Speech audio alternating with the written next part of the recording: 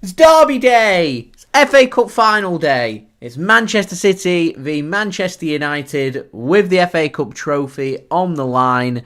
Hopefully Manchester City will be making it an FA Cup consecutive trophy win, something we've not done before in our history, and hopefully we will also make it a cup double for the season as well. That would be absolutely brilliant. So before I do crack on with this live watch along, make sure, like always, if you are enjoying the content, then do subscribe to my channel. As you can see from the live subscriber count, we're now less than 200 subscribers away from my goal of 35,000 subscribers, so any help towards that would be much appreciated. Also, don't forget as well to leave a thumbs up. We are aiming for 100 likes. Smashed it on our live watch along last week in Man City's match against West Ham in our Premier League finale extravaganza. Hopefully we can do it in the FA Cup extravaganza live watch along as well. Now 79 likes away from 100 likes. We did hit 100 likes before we got to kick-off last week as well. So if we could do the same again this week, then that would be marvellous. Also, don't forget as well to go and check out my social media links. You can find them in the description or on the yellow banner too. If you want to go and follow me on my Twitter, Instagram and TikTok, email also in the description too. If you want to hit me up for any sponsorships for any videos or any general business inquiries, don't forget as well to leave your thoughts in the live chat, including where you're tuning in from today and also your score prediction for this game. In the chat we've got Anne, thank you very much for tuning in, saying come on City, let's do the double. Do hope that is the case, and Anne, thank you very much for tuning in. MCFR says hello from Wembley, thank you for tuning in all the way from North London at Wembley for today's game, the Manchester Derby game between Manchester City and Manchester United. One team in Manchester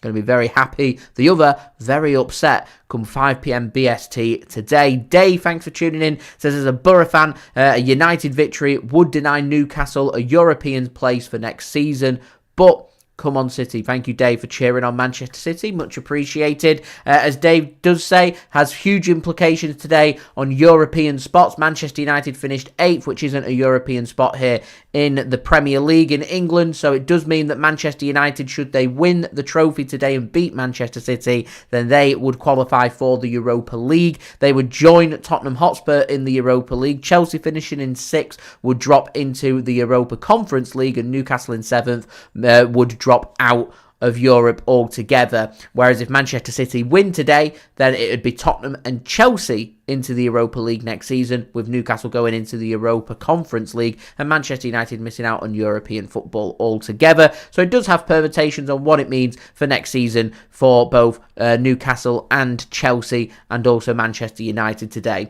as well. Chimobi, thanks for tuning in, says up City, much appreciated. Mario, thanks for tuning in, cheering on Manchester City, reckons it's a sure win for City today. Mario, thank you for tuning in. McLeod as well, tuning in, going for a 3-0 victory today for Manchester City. That would be brilliant. Tuning in from Kenya, love that. Jay Gar, thanks for tuning in, says come on City, love it. Thank you very much, Jay Gar, for tuning in once more, and Daniel as well, hello, thank you for tuning in. I do hope you are well. As I said, get your score predictions, guys, in the live chat. Do let me know where you're tuning in from. We've also got in the live chat as well, we've got a poll, who lifts the FA Cup today. At the moment, everybody 100% backing Manchester City against Manchester United. Now, it is an extravaganza today. The kickoff isn't for another 90 minutes. Team news isn't expected for another half an hour, which means we've got other stuff that we can be doing, other stuff that we can be speaking about as well. As I said, it is an extravaganza, so it is all about enjoyment. It's all about entertainment for you guys to enjoy as well. And I want to put on the record there, I want to give out some of my thoughts during my extravaganza today. That firstly, what an achievement by Manchester City last week. A record-breaking, history-making 4 Premier League wins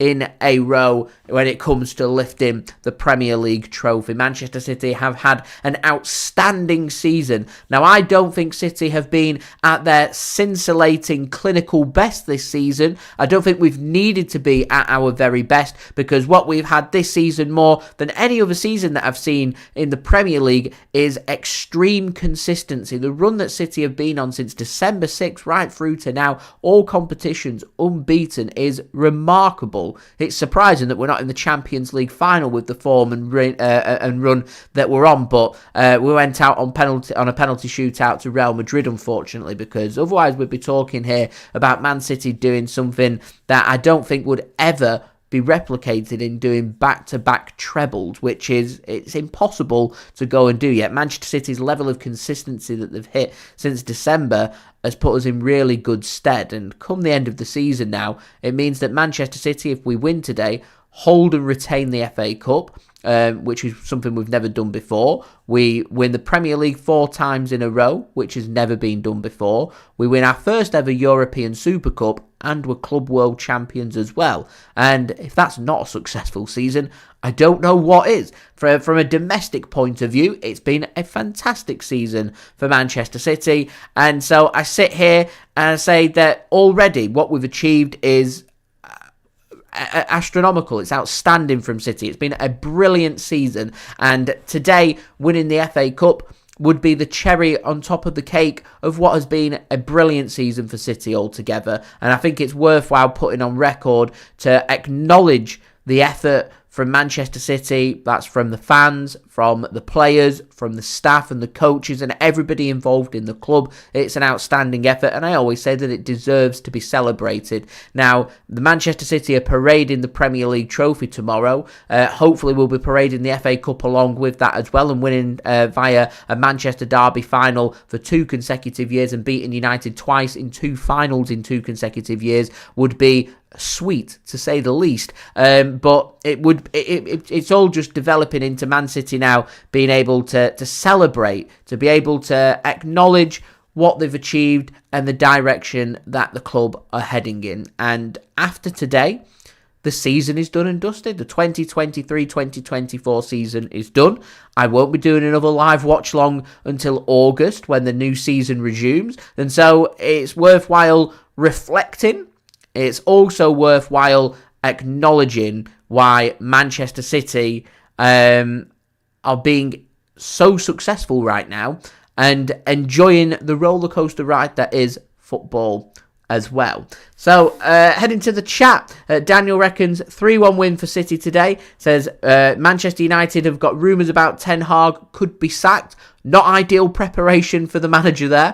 Mario going for either a 5-2 or a 6-2 Manchester City victory. Jay Garth says Ten Hag is gone no matter the result today. I reckon he's a goner as well no matter the result today. I think today United losing would be the final nail in the coffin, and I think it'll be a sad day seeing Erik Ten Hag leave Manchester United and knowing that his last ever game could be the FA Cup final against Manchester City. So we may as well give him a nice exit out of the door by saying, you're not having the FA Cup either, on you go. And we'll try and do the same to the new man that goes in charge at Manchester United. Ali, thanks for tuning in. Much appreciated. Thank you for tuning in. Jay Garth says 4 in a row. History makers. It's a record-breaking, history-making season from Manchester City. Daniel going for a 3-1 City win and reckons Foden scoring today. I reckon we're seeing a Phil Foden goal today as well. He's been in fine form and very much deserves the Premier League player of the season. No doubt will be Manchester City's player of the season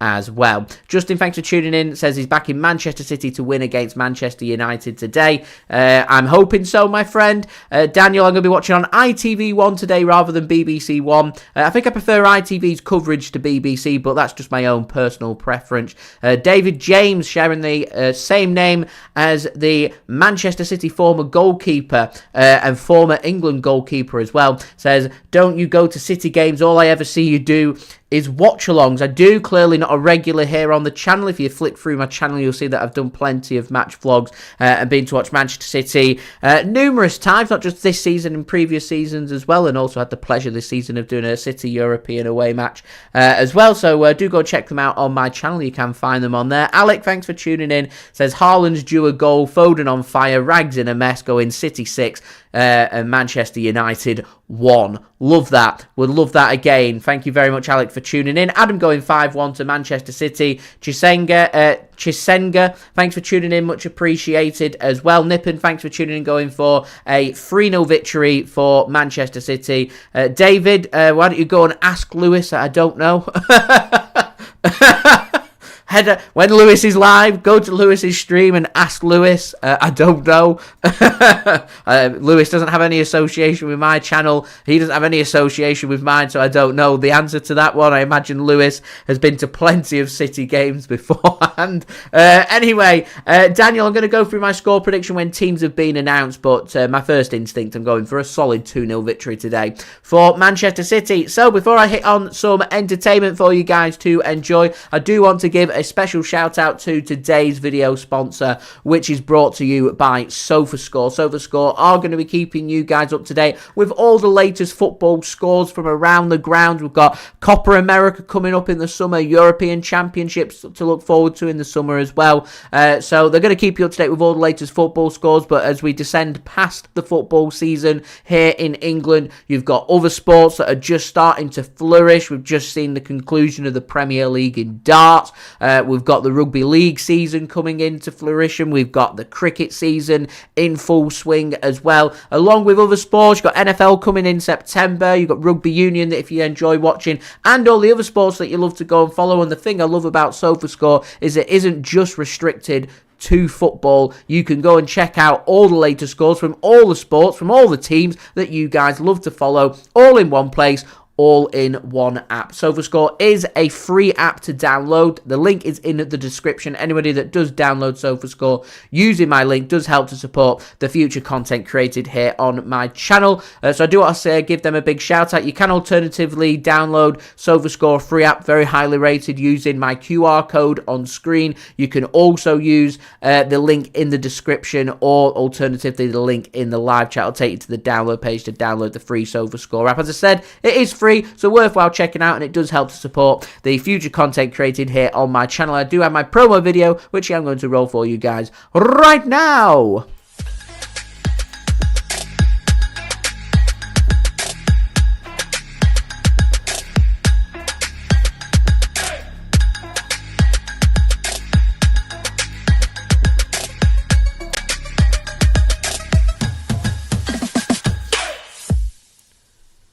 Thank you very much there to SofaScore for sponsoring this video. So, we do have some entertainment pre-match for you guys to look forward to. First and foremost of them entertainment is my preview for this big, huge, gargantuan, history-making game between Manchester City and Manchester United. So sit back, relax, enjoy, and I'll see you guys in 12 minutes. What's going on, guys? JSGC here, and we are here for another Manchester City video. It's another preview. It's the Manchester Derby in the FA Cup final 2.0 in 2 consecutive seasons. So before I do crack on with this preview, make sure, like always, if you are enjoying the content, do subscribe to my channel. It is free to subscribe. Now less than 200 subscribers away from my aim of 35,000 subscribers, so any help towards that would be brilliant. Also, don't forget social media links. You can find them in the description if you want to go and follow me on my Twitter, Instagram and TikTok. Email also in the description too if you want to hit me up for any sponsorships for any videos or any general business inquiries. Don't forget to leave a thumbs up. 100 likes is the aim. Do get your thoughts in the comments below, including your score and team prediction for this game. And finally, I want to say a big thank you to today's video sponsor, which is brought to you by BetMate. No special pot running for this game, unfortunately. You have got other pots you can go and check out. There's a pot for the Champions League final that's live. You've also got bet builders including from this game as well that you can go and check out. So if you do want to go and check out BetMate, links and details there in the description. Remember, it's a free app to download. Link is in the description. It's available to anybody who's in the United Kingdom only, and it's available to anybody who is aged 18 years old or over. If you use code JSGC10 on sign up, you'll get £10 in free bets, and you can use them free bets to join whichever pot you do want to go and check out. So finally, do remember, if you are going to gamble, do gamble responsibly, and when the fun stops.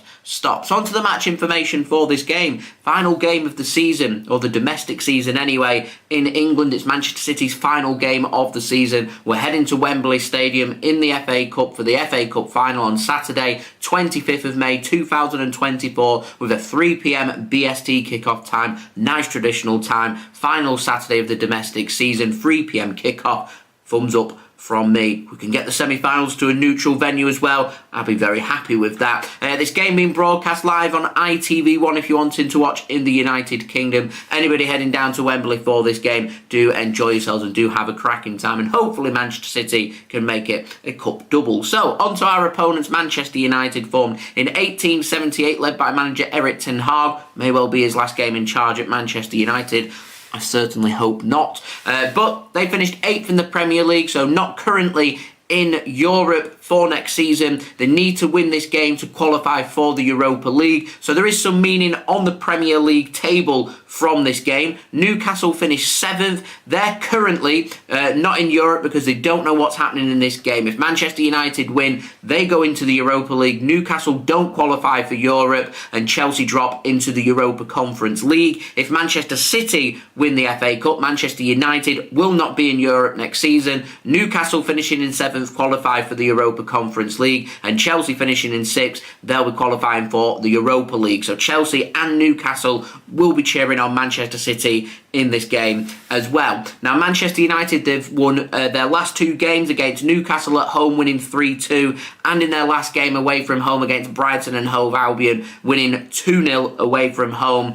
Before that, pretty inconsistent. They'd lost their last 2 games before them, couple of wins. So Manchester United have been very hit and miss, and that's me being pretty generous on Manchester United this season. Now, their route to the final, they beat Wigan away 2-0 in the 3rd round. They beat Newport County away 4-2 in the 4th round. Nottingham Forest away 1-0 in the 5th round. They beat Liverpool in the quarter-finals by 4-3 at Old Trafford before drawing 3-3 with Coventry in the semi-final and winning 4-2 on penalties. And it's safe to say that Manchester United, I think anyway, got very lucky when it came to qualifying for the FA Cup final, because I thought that Coventry goal late on was a legit goal that, in my opinion, should have stood. And hopefully, through going forward, if VAR is still in operation for next season in England and in the Premier League and in the FA Cup, then hopefully they'll put better technology in place to prove are things offside or not, because to me, to the naked eye, trying to be as unbiased as I can, to me he looked onside and I thought Coventry got robbed.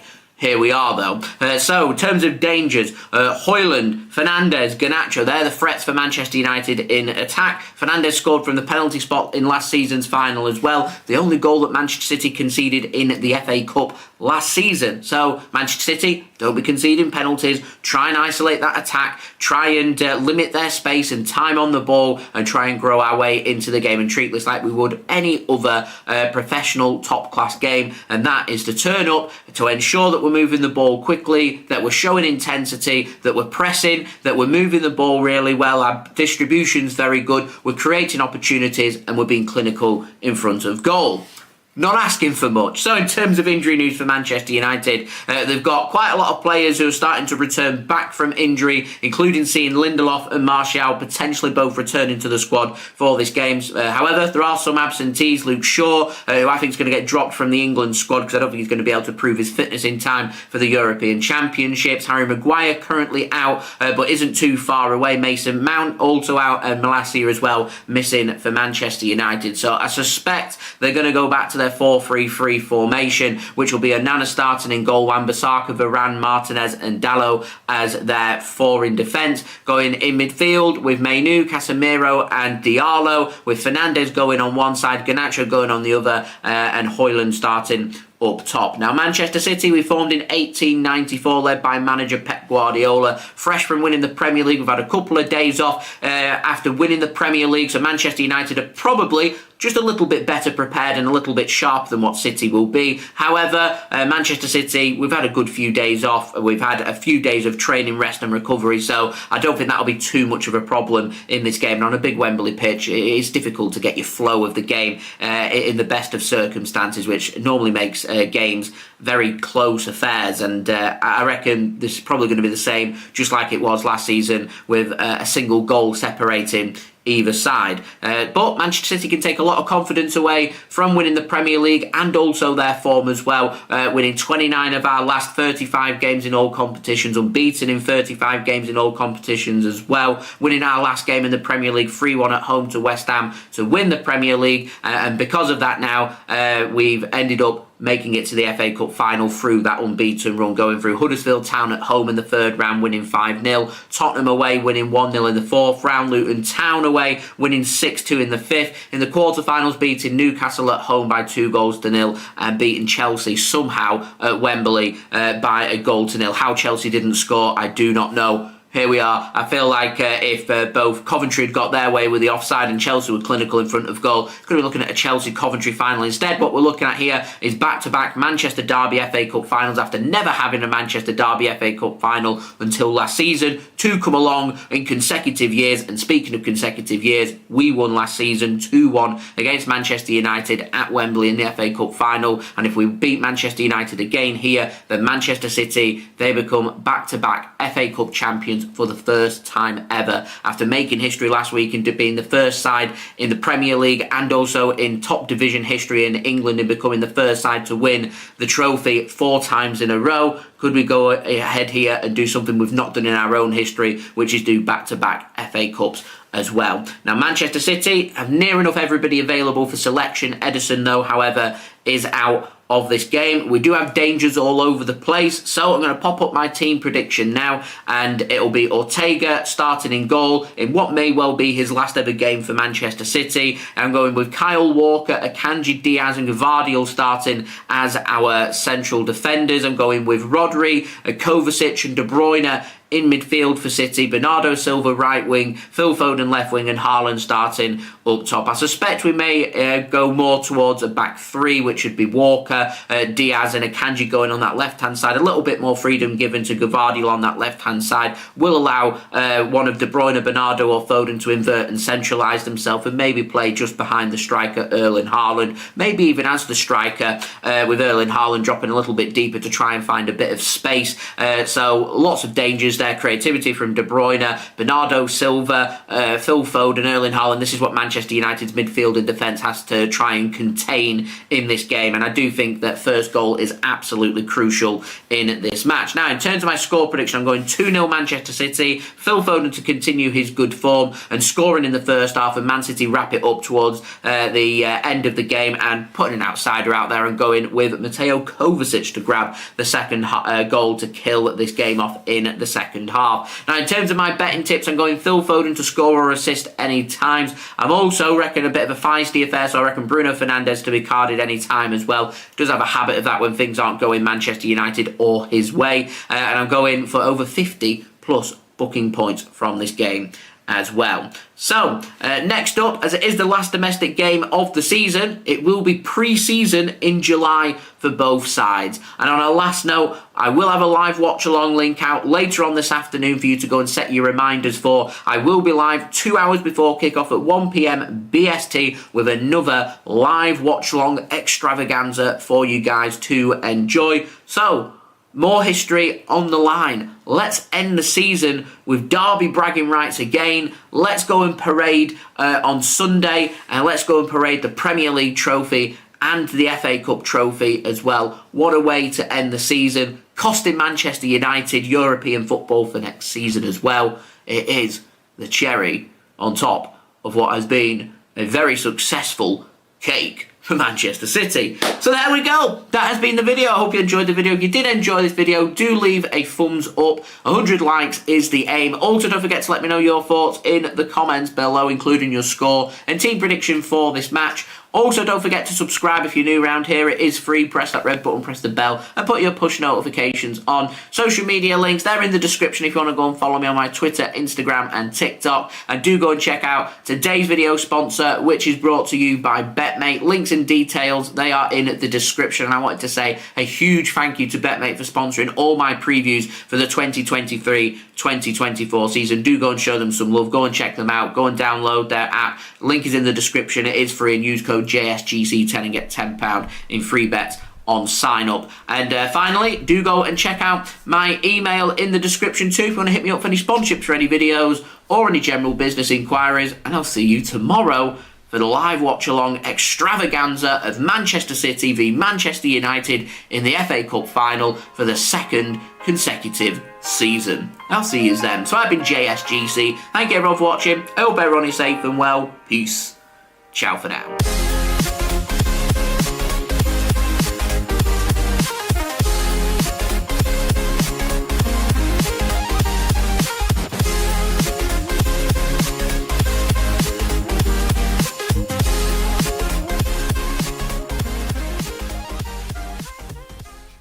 And that sets things up very nicely, guys, for around 9 minutes' time, when team news will be out for this Manchester derby FA Cup final. Manchester City taking on Manchester United, who is lifting the trophy today. 93% of you guys currently backing Manchester City, with 7% going with Manchester. 91% we're up to now. 93% to Manchester City, and keeps changing, chopping and changing. Just over 90% will go with, and under 10% for Manchester United. So just head into the chat. Alec, thanks for tuning in. Dad as well, thanks for tuning in. Says, can't see anything other than a 6-0 drubbing. Reckons, in all seriousness, 3-1 to City, and City to get a couple of goals and go 2-0 up in no time. I'm going 2-0 City today, I think.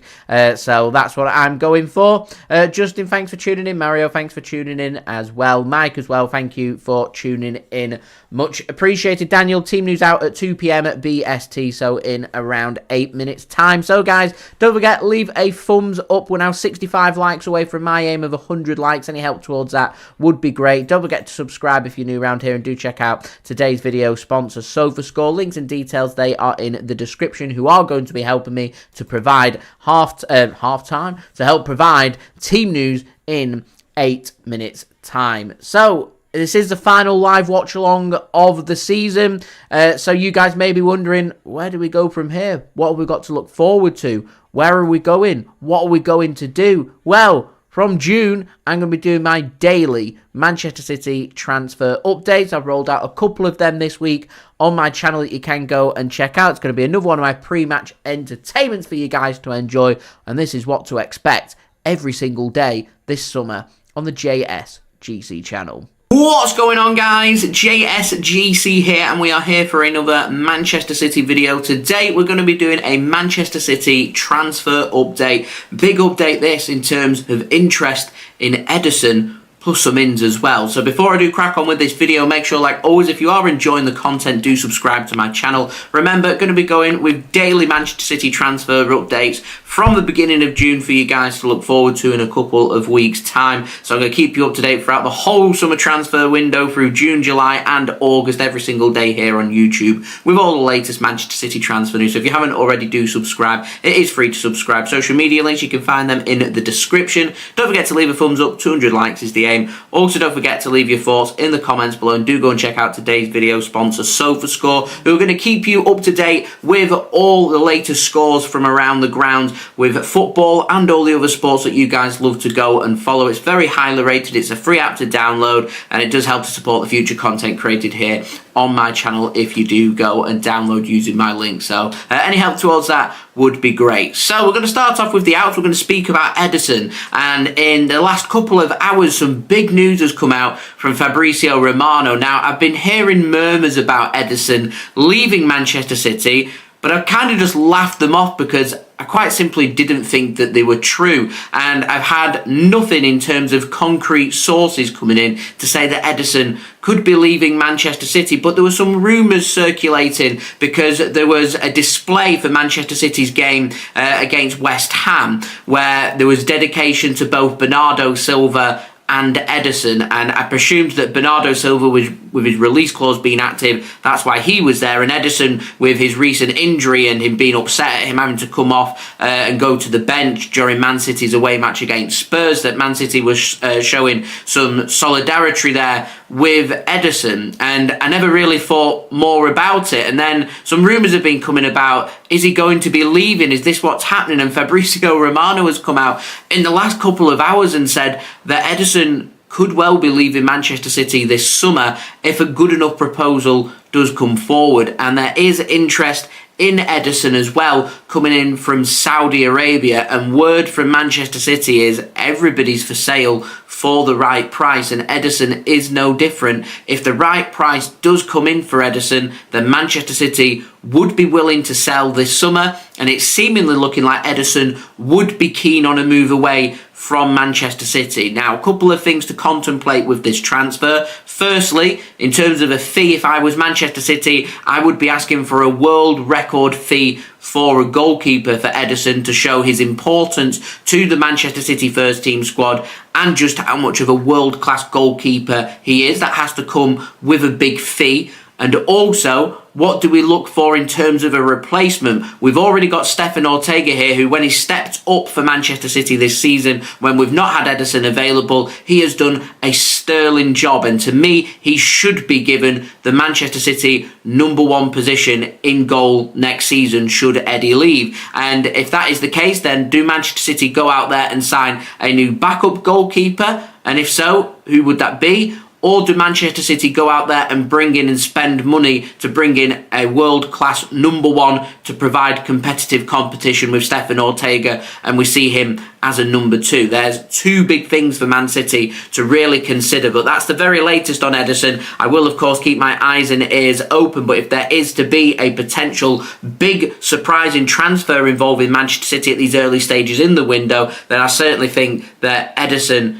is something to keep my eyes and ears open for. Very interesting. What would you do? Let me know in the comments below. So moving on to the ins, we've got the very latest on Pedro Neto, and the attacker at Wolves has been linked with a move to Manchester City once more in the headlines. The Telegraph are saying that Manchester City and Newcastle, they're interested in bringing Neto in from Wolverhampton Wanderers this summer. Wolves apparently happy to sell, but are looking for bids north of £60 million. And whilst I rate Pedro Neto, I think he's a decent, high-quality player. To me, spending £60+ million on bringing a player in, I want them to be ready to go and good to fit into our squad. And for me, my concern I have with Pedro Neto isn't his quality, but more his injury status and how injured he has been so far in this current season. And you want to invest money, you want these players to be fully fit, raring to go, rather than a potential player that's always going to be injured. And if that is the case, you'd want to be spending a little bit less, knowing that that risk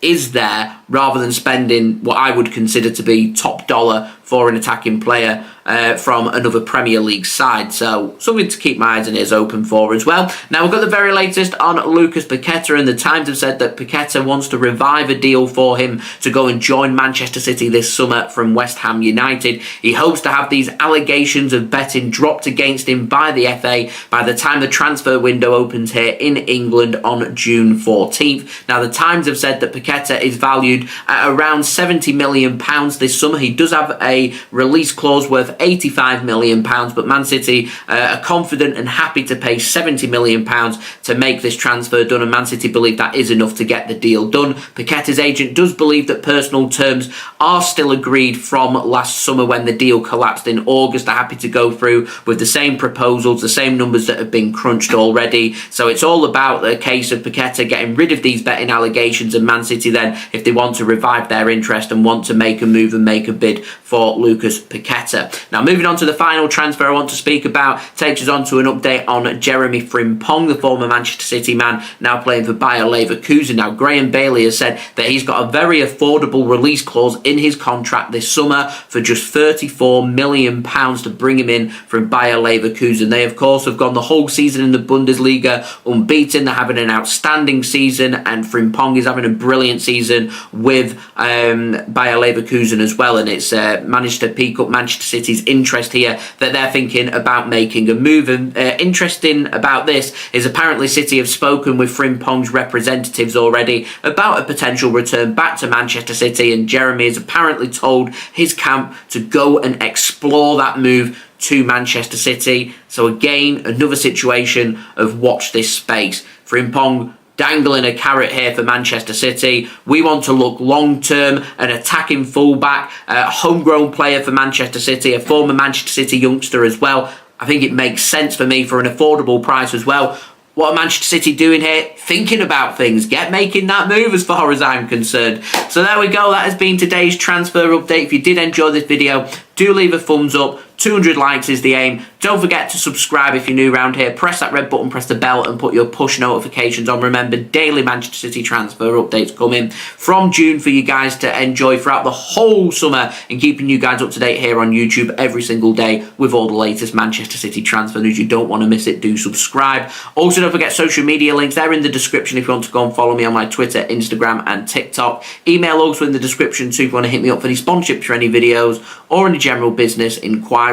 Don't forget as well to leave your thoughts in the comments below, and do go and check out today's video sponsor, which is brought to you by SofaScore.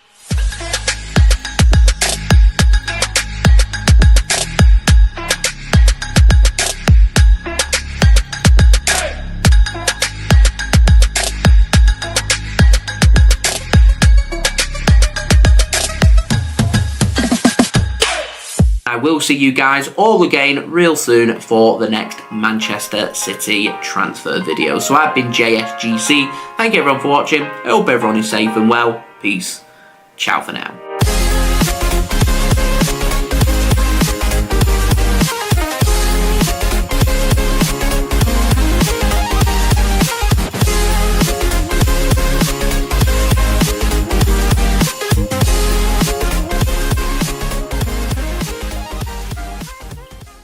And that is what to expect this summer, every single day here on the JSGC YouTube channel. So stick around and stay tuned for that. So, team news. It's coming out. I'm going to be using today's video sponsor, SofaScore. Link in the description, QR code on screen, link in the live chat as well to go and download the free SofaScore app. Let's have a look at the team news for this game. So, heading on to SofaScore, they're going to ask me who I'm voting for to win this game today in the FA Cup between Manchester City and Manchester United. So I'm going to be going for Man City, home team today in the West End as the winners. 61% of users currently agree with that, with 12% going for the draw and 27% going with Manchester United to win this game. If you're wanting to watch this game in the United Kingdom, it is live on both BBC One and ITV1, both on terrestrial TV, free to watch for everybody to enjoy and tune in for. The referee for today's game at Wembley Stadium with a kickoff time of 3 p.m. BST, so in around 57 minutes time, is Andy Madley. As I said, team news is out, and we're going to start off first with our opponents, Manchester United, going with a 4-2-3-1 formation with Andre Onana starting in goal. It's a back four made up of what was to be expected of Aaron Wan-Bissaka, Raphael Varane, Lisandro Martinez, and Diogo Dalot. In midfield, you've got Kobe Mainoo and Casemiro partnering each other, with Bruno Fernandes playing behind the striker Rasmus Hojlund. You've got Amid Diallo going on the the right wing and Alejandro Garnacho starting on the left wing. Manchester United's average age of their squad today is 25.6 years. Led by manager Erik Ten Hag, as we spoke about. It could well be Erik Ten Hag. It's been widely reported that today is Erik Ten Hag's final game in charge of Manchester United. Some are saying regardless of the result. Others are saying it is if Manchester United lose this game against Manchester City. So that is the Man United team news for this game. Heading on to the bench for Manchester United. They are lining up on the bench today with... one second, sorry, just reading through it. They're lining up today on the bench with...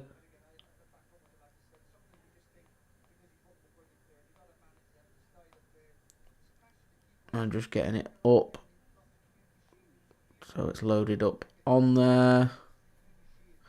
My eyesight's terrible. So on the bench today, they have got Bayindor, Evans, Kabwala, Lindelof, Ahmad, Eriksson. Oh, the team news, that weren't correct. There we go. They've got it wrong. It's refreshed itself. So they're lining up. So it's Onana in goal. Amrabat starting with Martinez, Bruno Fernandes, Rashford, Garnacho, Varane, Dalot, Wan-Bissaka, Mainoo and McTominay. So it looks like Onana starting in goal. They've got Martinez lining up alongside Varane. It is Wan-Bissaka starting with Dalot as their defence. So that's their defence made up in midfield. They're lining up with Amrabat. You've got Bruno Fernandes and Mainoo with McTominay. So I wonder if it's McTominay going behind the striker or Bruno Fernandes. I'm not sure. There we go. But Marcus Rashford, he starts alongside Garnacho, is Manchester United's team. So, yeah. Odd. Very strange. I thought they'd have gone with Hojlund, but they haven't anyway. So on the bench for Manchester United today, they've got Bayindor, Evans, Kabwala, Lindelof, Ahmad, Eriksson, Mount, Anthony and Hojlund. So just looking at the graphic, they've got Bruno Fernandes starting as the striker, but I've got a feeling that they may go with extra pace here, and they might choose to change this up, and you'd have Rashford starting potentially, maybe up top. Garnacho provides width, maybe with Bruno Fernandes. It's something we saw in the final last year. I don't know. Smells of desperation. Smells of a team that are all out of ideas, and they're trying one last dance to try and change up the team. So, yeah, Man United, I mean, SofaScore have got it down as a 4-2-2-2 formation, which is what Manchester United went with against Brighton last weekend when United won 2-0. So, it's odd. I mean, the graphics got Bruno Fernandes and McTominay as the strikers. We should be winning this game. I'm sorry. We should be winning this game. We really should be winning this game. The bench, nothing to be desired. Hojlund, Diallo, Mount, Eriksson, Anthony, Lindelof, Kabwala, Evans and Bayindor. No. Anyway, average age of United squad, 26.2 years. For Manchester City... the main event, we're lining up with experience, just under 29-year-old squad. 28.7 years is the average. City lining up with a 4-2-3-1 formation with Stefan Ortega-Moreno starting in goal. Kyle Walker, John Stones, Nathan Ake and Josko Gvardiol, our defenders. So, a couple of big calls. Firstly, Ruben Dias not starting, and Mr. Undroppable himself, Manuel Akanji, not starting, going with John Stones and Nathan Ake instead, which is very interesting. You've got Rodri and Kovacic starting as City's midfield, with Kevin De Bruyne playing behind striker Erling Haaland, with, as expected, Bernardo Silva and Phil Foden providing the width today for Manchester City. So the big calls for City there is definitely at the back. Ruben Dias and Manuel Akanji out, and John Stones and Nathan Ake in. What are your thoughts on that? That's very interesting. On the bench today for Manchester City, led by manager Pep Guardiola, you've got Scott Carson, just signed a new one-year contract extension with Manchester City. We've got a bit of a scuffle going on between Ortega and Ederson and what's going to be happening with a potential goalkeeping situation. Well, we've tied down our third choice keeper, Scott Carson. He will be staying for another year. Also on the bench joining him is Ruben Dias and Akanji, the two players that miss out for John Stones and Nathan Ake. Also on the bench, you've got Matheus Nunes, Rico Lewis, Oscar Bobb, Jack Grealish, Jeremy Doku, and Julian Alvarez. So they're your teams, sticking with 2-0 Manchester City. I think first goal in this game, absolutely crucial. I'm going 2-0 City. Get your thoughts, guys, in the live chat. And speaking of the live chat, we've got 93 Lorna, thanks for tuning in, says it'll be a sad day when KDB and Bernardo Silva go. Bernardo could go this summer, which will be very sad. Hopefully, fingers crossed, he will stay. We'll have to wait and see. Kevin De Bruyne is always getting linked with the exit door as he gets older, but I reckon we've still got at least another 12 months of Kevin De Bruyne. Nadir says crazy, Paqueta could be banned for up to 10 years if found guilty. He'd been cleared in Brazil. I was expecting him to be cleared, and then rumours came out about details of irregular betting patterns off islands off Brazil, including one involving West Ham Spurs sponsor, which is wild. I think there's like is there 5 or 6 allegations of irregularities coming out about yellow cards in betting, and if proven and found guilty, you're right, Lucas Paqueta could be facing a 10-year ban, and apparently that's going to be coming out in the next couple of weeks. And if that is true, Manchester City's interest will go very, very cool on Lucas Paqueta. Andy, thanks for tuning in, and Alison as well, off to Kirkby Moorside, says he'll be there at 3:20, so join the chat then. No problem at all, safe drive, do hope you are well. Shalom, thanks for tuning in, going for a 3-0 Manchester City win, as is Chisenga as well, thank you for tuning in, much appreciated. Dahama, thanks for tuning in, much appreciated as well. Lorna, you're spot on, facing Manchester United twice in consecutive FA Cup finals is wild. It's wild because there's never been a Manchester Derby FA Cup final ever up until last season, and here we are, consecutive years, 2023 and 2024, having the same final. It's like London buses. You wait forever, literally forever, hundreds of years for one, and two come along in consecutive years. Daniel, I think you're spot on with that United team. It's not looking amazing. He's going 3-1 to Manchester City. Justin, thank you for tuning in, going for a 4-0 victory today for Manchester City. And Dale, thanks for tuning in as well. Good afternoon to you. I do hope you are well. So, Cup final day. We had our big build-up. We're ready and waiting. Should be a really good game of football. I look at the team news. Normally I'm very nervous for Derby Day, Cup finals, big games. I'm normally quite nervous. I've looked at the team and it's eased my nerves right there. That Manchester United team just isn't very good. And I think if City can get on top of Manchester United, if we can grab that opening first goal and keep pushing and doing what we normally do, which is keep pushing, try and get that second goal, control midfield, control the game, keep Manchester United's attacking capabilities quiet, do our own thing and be clinical in front of goal. There's no reason why we can't win this game and win the trophy today. There is, if I'm being honest, no reason why Man City can't go out there and make a statement win as well. Manchester United are just, they're not very good, if I'm being honest. I'm sure Manchester United fans watching this would be honest with themselves as well and say that they are nowhere near the standard that they're looking for, and right now nowhere near Manchester City's standard, but they live in hope that on the day, the 90 minutes, anything can happen, in the hope that something can happen. And the fact is, for Manchester City, if we turn up and put in a solid 10 out of 10 performance, we win the trophy today. That's the level that we've got to hit. And Derby Day, we don't want to lose a cup final. We don't want to have immense celebrations achieving 4 Premier League trophies in a row and then a week later, less than a week later, 6 days later, saying we could have had a cup double, but we lost the FA Cup to Manchester United and they win the final Manchester Derby of the season, and it's a horrific way to end the season. We have tremendous success in winning the Premier League and you end up leaving the season thinking that you've failed almost because you've lost to Manchester Derby, last game of the season, in an FA Cup final. They win the cup and we haven't. They get bragging rights on that. Not worth thinking about. It's not what we want. Not what we want at all. We've got a job to do. We need to turn up. And if Manchester United play at the level they were playing at in the semi-final against Coventry City, I'm confident Man City can turn them over and we can win this game. And Coventry, I thought, were robbed in that semi-final. It should have been an all sky blue final here in the FA Cup. I'm convinced, absolutely convinced it was onside, and another reason why VAR just needs binning off, because it's just not, in my opinion, right now, with the people that are running it, fit for purpose. Rightio, I'm going to go and have a short break, guys.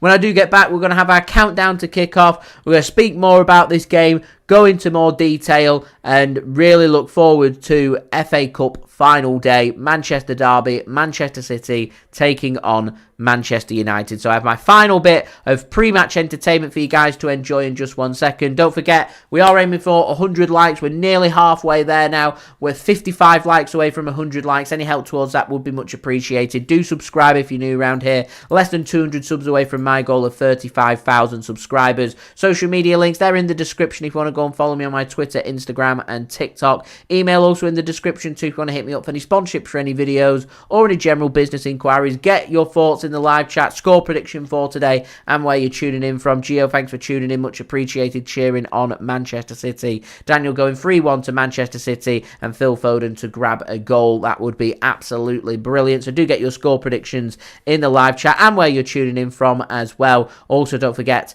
to go and check out today's video sponsor, SofaScore. Links and details there in the description. They've helped me speak about the team news for today's game, and they're going to be helping me with my half-time analysis and full-time analysis as well. So do go and check them out. Links and details there in the description. It is a free app to download, remember. So worthwhile getting if you haven't done so already. And once my promo video has finished, I will roll my final pre-match entertainment for you guys, where just last week I had the pleasure of visiting Tottenham Hotspur Stadium, doing a stadium tour there and their Dare to Skywalk as well, which is absolutely brilliant. I've done so in the mind that I'd like to get to the Etihad and do a stadium tour and showcase what Manchester City offer in terms of a stadium tour, and also that new North Stand that's being constructed right now at Manchester City. I've heard rumours, apparently it's going to also have its own viewing platform at the top of the stand, very similar to Tottenham Hotspur, which is why I wanted to go and do that and check that out and see what that's all about. Is it worth it? And what can we look forward to potentially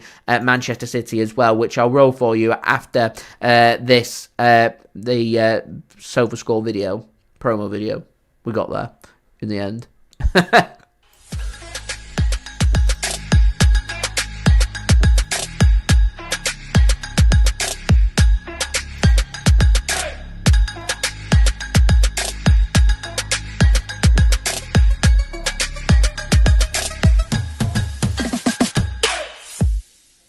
What's going on, guys? JSGC Football here, and we are here for another video. Today we're going to be doing a stadium tour. We're going to be going around Tottenham Hotspur Stadium, going to be rating our experience and seeing, is it value for money? We're also going to be doing the Skywalk today. It's unique to Tottenham Hotspur Stadium, so looking forward to seeing it and having a look at some of the exclusive behind the scenes stuff involving Tottenham Hotspur Football Club. So before I do crack on with this video, make sure, like always, if you are enjoying the content, do subscribe. Also, don't forget social media links, they're in the description.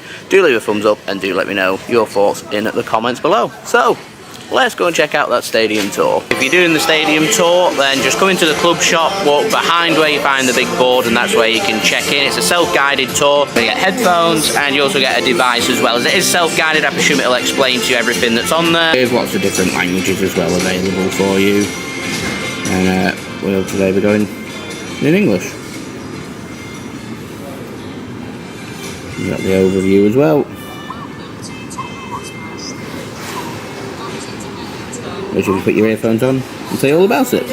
So just for the standard stadium tour today has cost £27 per person. We're also going to be doing the Skywalk as well, which can be included as a bundle, and that has cost £39.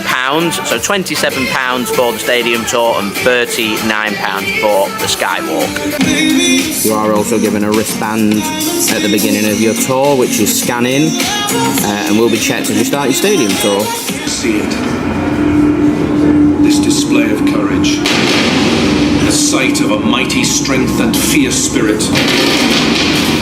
Can you hear it?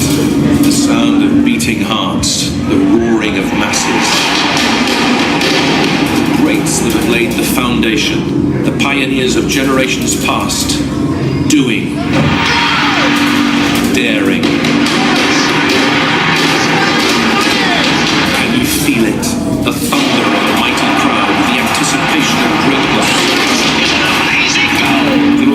days and glory nights that echo for generations to come.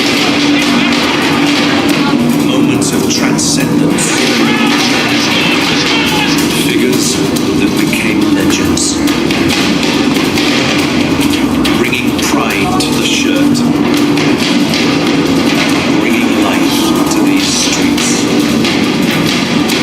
Because these streets are home to the mighty Spurs.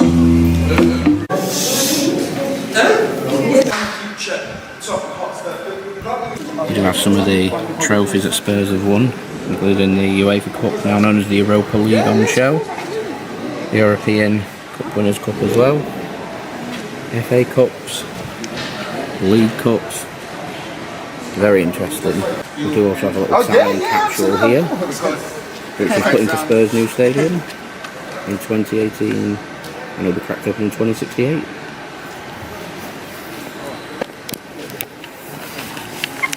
And included in that is documents, paperwork, and predictions for what they think the future is going to hold for the 50 years from the stadium being built.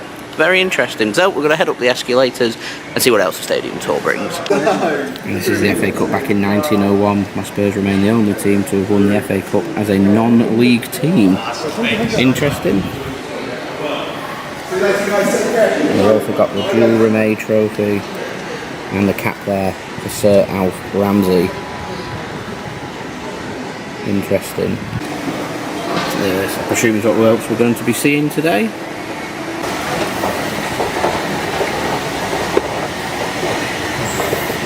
We won't be going in the H Club today as that is shut, but we are allowed to go in the suites to show what premium hospitality does look like here at Tottenham Hotspur Stadium.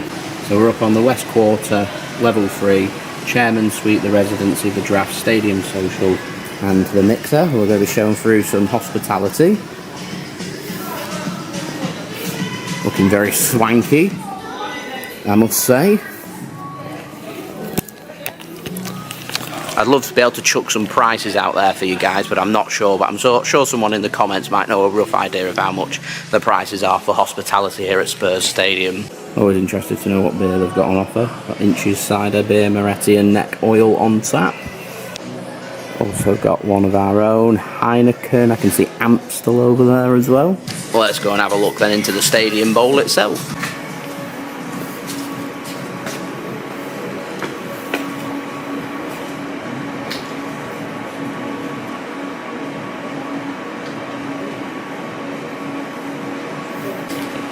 Now, that main stand is a thing of beauty.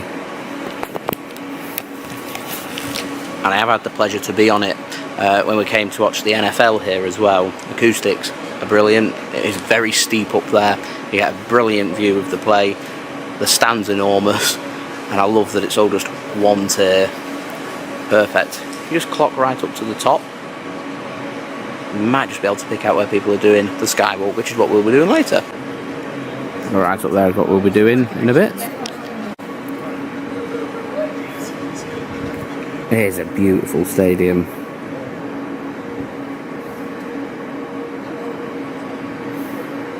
Here we've got some hospitality seats, nice little cup holder. Padded, of course. Let's give it a try.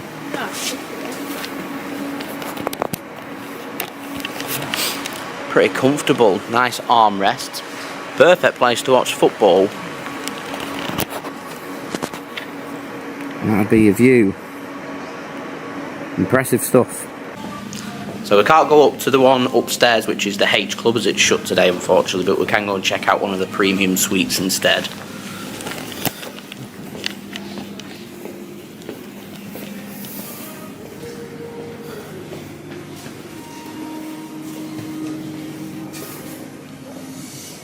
It's got all the tea and coffee, food and everything. So 57 bespoke private suites.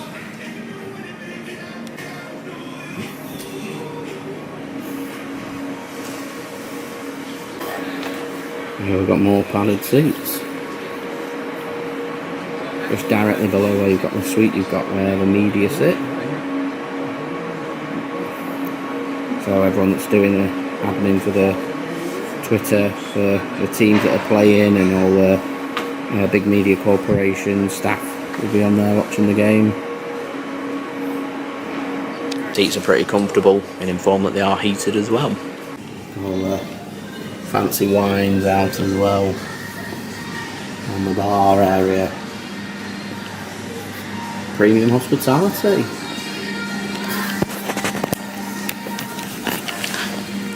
Very swanky. Right, let's head downstairs again. Now we're going to go to the player journey and back downstairs. Right, we're going to go and have a look at the away dressing room where City will have been having a big party on there a couple of days ago on Tuesday night, celebrating their victory against Tottenham here at this wonderful stadium. Looks like a medical room. This will have been where Ederson would have come and Kevin De Bruyne. All the Premier League teams' shirts out. There's only one shirt I'm going to. Nice. You can also have the showers through there. And for an away dressing room. You know, this isn't bad at all. I know other clubs out there when they do the away dressing rooms. Very basic. You can have your picture with a Player of the Month trophy there as well, which is all put on your wristband. Let's go and have a look what Spurs offer. And more importantly, how it compares in comparison with the away dressing room facilities.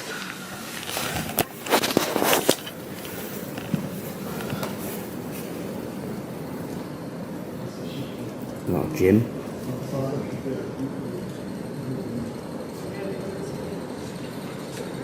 A boot room.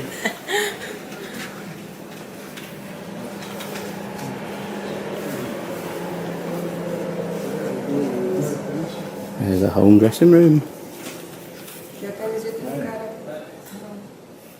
You're different from the other side. Where are you from? Here you've got Heung-Min Son shirt. Also in the home dressing room, I've been informed to come and check out the spa. Yes. Nice little recovery session in there. Sean will be sat in there all day. Players will come in there, I presume post-match for recovery and showers. Very swanky. There's Spurs medical room. You've got the dining area for the players, meeting all of their nutritional needs. The players will arrive 3.5 hours before kick-off and eat 3 hours before kick-off, and it gives benefits for the body and enough time to absorb the protein and convert the carbohydrates into energy, ready for a competitive game in the Premier League and other competitions as well.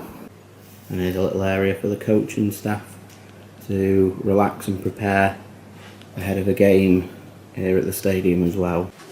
Tottenham winning the 1984 UEFA Cup. Next up, more hospitality into the Tunnel Club, and after that we'll be heading into the Players' Tunnel and going pitch side, so let's see what the Tunnel Club will do. It'll be interesting to see because I've gone and done Man City's Tunnel Club hospitality, so let's see how this compares. We've got lockers, which they don't have at Man City. Nice tables, everything on offer. And there's the players' tunnel, and you'll see the visitors going in through there and the home players coming in through here. Now the one thing I know that Manchester City have is at Tunnel Club, you get to see the players pre-match coming in, whereas with here, so they come in and enter through the stadium, which you get to see, whereas when here you're going to wait for the players to arrive in, and as they go into the dressing room and coming out to the pitches where they'll see them. But it's quirky. Now I'm going to be very biased here and I'm going to say I prefer Manchester City's because I'm a Manchester City fan, but it is swanky here. There's visitors. There's the home team, and that's where we've just been in there. There's the Tunnel Club. And here we can walk through the tunnel and enter into the stadium. No, I'm not running on.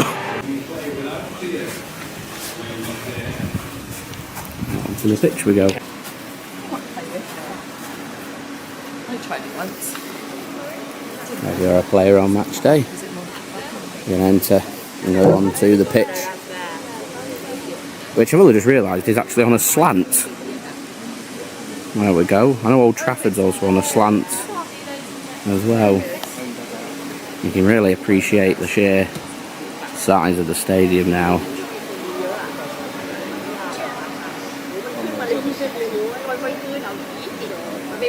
And you do have the opportunity to go and sit in the players' dugout where the manager would sit for both Spurs and the away managers. Let's test out a dugout seat. Nice little spiders get everywhere. We've got a little cobweb. Some bougie spiders. Bougie spiders. Now these just tilt back so you can relax. These are my kind of seats. Armrest included, heated. Winner. I think this is the manager's seat. Don't quote me on that.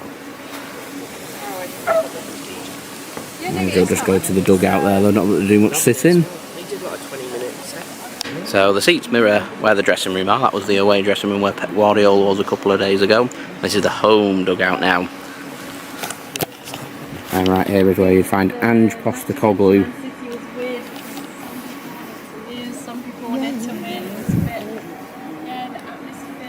A good view here for the Spurs manager. And seats also very comfortable. Now to the interview room. She'll come this way. So post-match, players will come here. You see the cameras interviewing the players and giving their thoughts, and the managers and everybody. Exclusive behind the scenes. And you up there. More media areas and green screens. Got the media room in there where Ange Postecoglou and the players will do their briefings before and post match. Now, anyone that knows me knows I am a huge Miami Dolphins fan, and I know at Spurs Stadium, because I've been and watched the Dolphins here against the Jacksonville Jaguars, that they do NFL here, and they do add it on the stadium tour as well. And I am so excited to have a look at the NFL away locker room.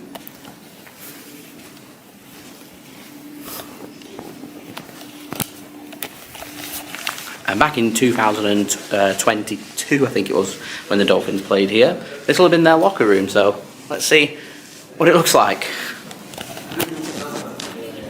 Yeah, look at this. We've had the agreement extended to the end of 2030. This is sick. We hope we're going to get more than just 2 games eventually, because this is all the process that's taking an age. Got all the teams' jerseys out as well. Let's go and find the Dolphins one. 30, which is And we've got number 1 Dolphin shirt just there. We'll have a team playing there. This is the press auditorium. Spurs Stadium does have a contract, by the way, for the NFL until 2030, recently announced. Second one, this is Sonny. So you've got to have his facing this way and he's laughing. So you all need to face this way at Sonny and laugh back at him, and you need to face that way. Pre-match, all the press conferences are done at Tottenham's training ground, which I've been informed is in Enfield, whereas post-match, all done in the stadium right here behind me, which is where you'll find Ange Postecoglou and everybody else. I've just had my picture taken up there, and a staff member in here, Sharon, big shout out to her, having a great conversation about my team, Manchester City, and Tottenham Hotspur, and also that big result on Tuesday. Fantastic. Right, let's see what else is left in the tour. Next one, you've got the video gallery. And the CCTV, you can have a good look at what everybody's doing. We have a little cafe as well where you can get some food and drink as well. And all this walking around, whet the appetite, so I'm going to go get a drink. I've heard about London prices and it's expensive, but I was expecting it to be more, to be fair. Do have some food on offer as well if you want in it.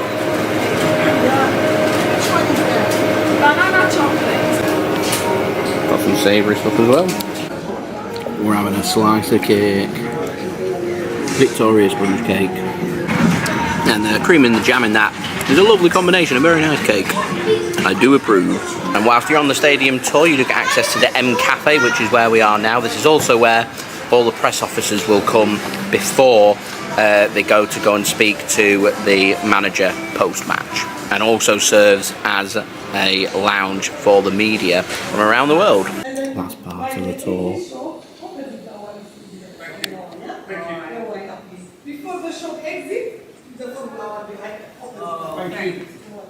A little bit of the original White Hart Lane right here in Spurs' new stadium. What a nice way to end the tour.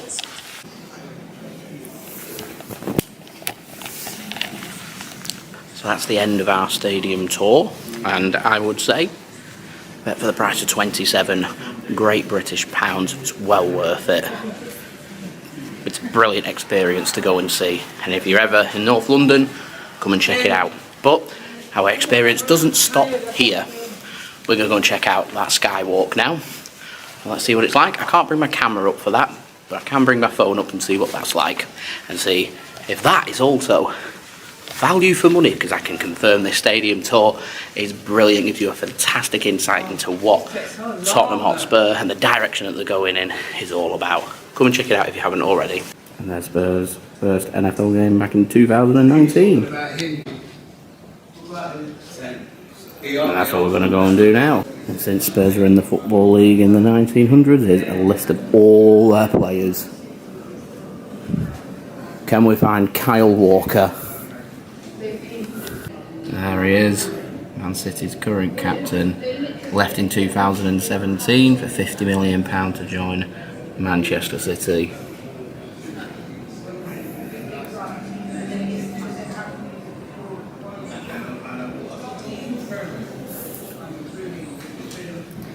And Tanganga, the latest player included on here. Love that. And of course we're going to exit out into the gift store. Right, let's go and do the Dare Skywalk. You do have to leave the club shop and you walk around and just go round the corner. You're right here. There's the exterior of the wonderful Spurs Stadium. And we're going to be going into here. Let's do it. Rightio, let's do it.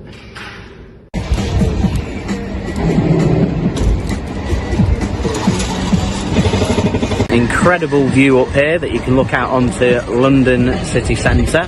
Now there are several restrictions in place, so you can bring your phone up, you can't bring anything else up with you, and you will give your phone to your guide and they'll take some pictures where you can go and see and walk past the Tottenham Hotspur cockerel up there, and it is such a surreal experience that I would recommend it. We paid £39 each to be up here, and I would say it's worth every single penny because it is so unique, and we've fallen really lucky that it's just me and my wife that managed to come up here by chance rather than us booking our own private tour. So it was like having our own private tour, and I'd say it was worth every penny. And they do some walks up here during sunset, which I'm sure would be really nice as well. But this is incredible. Let me show you the view.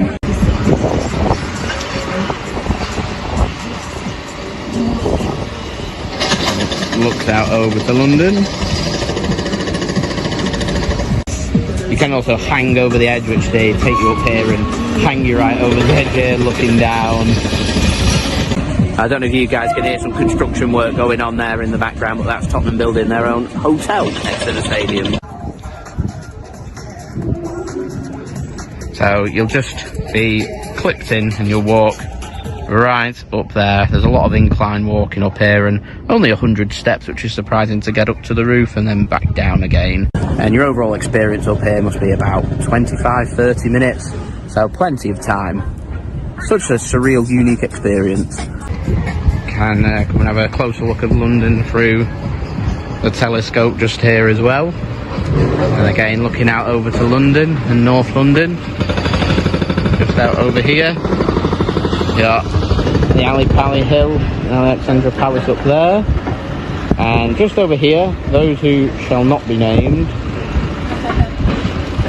I was being told, I'm not sure if my camera can quite pick it up, but there's a little tint of red this is where you'll find those who shall not be named stadium over there. Wembley, for those that are interested, sits behind, over the top of Ali Pali's hill, so you can't see it from up here. You've got the Alexandra Palace, and that Wembley's just tucked over behind Ali Pali Hill, so you won't be able to see it from up here, unfortunately, but you do get this really nice view here of London. It's also great for plane spotting up here as well. Marvellous stuff. You do get shoes provided up here, harness and everything. Superb. Can't recommend it enough. Staff here very attentive as well, very knowledgeable.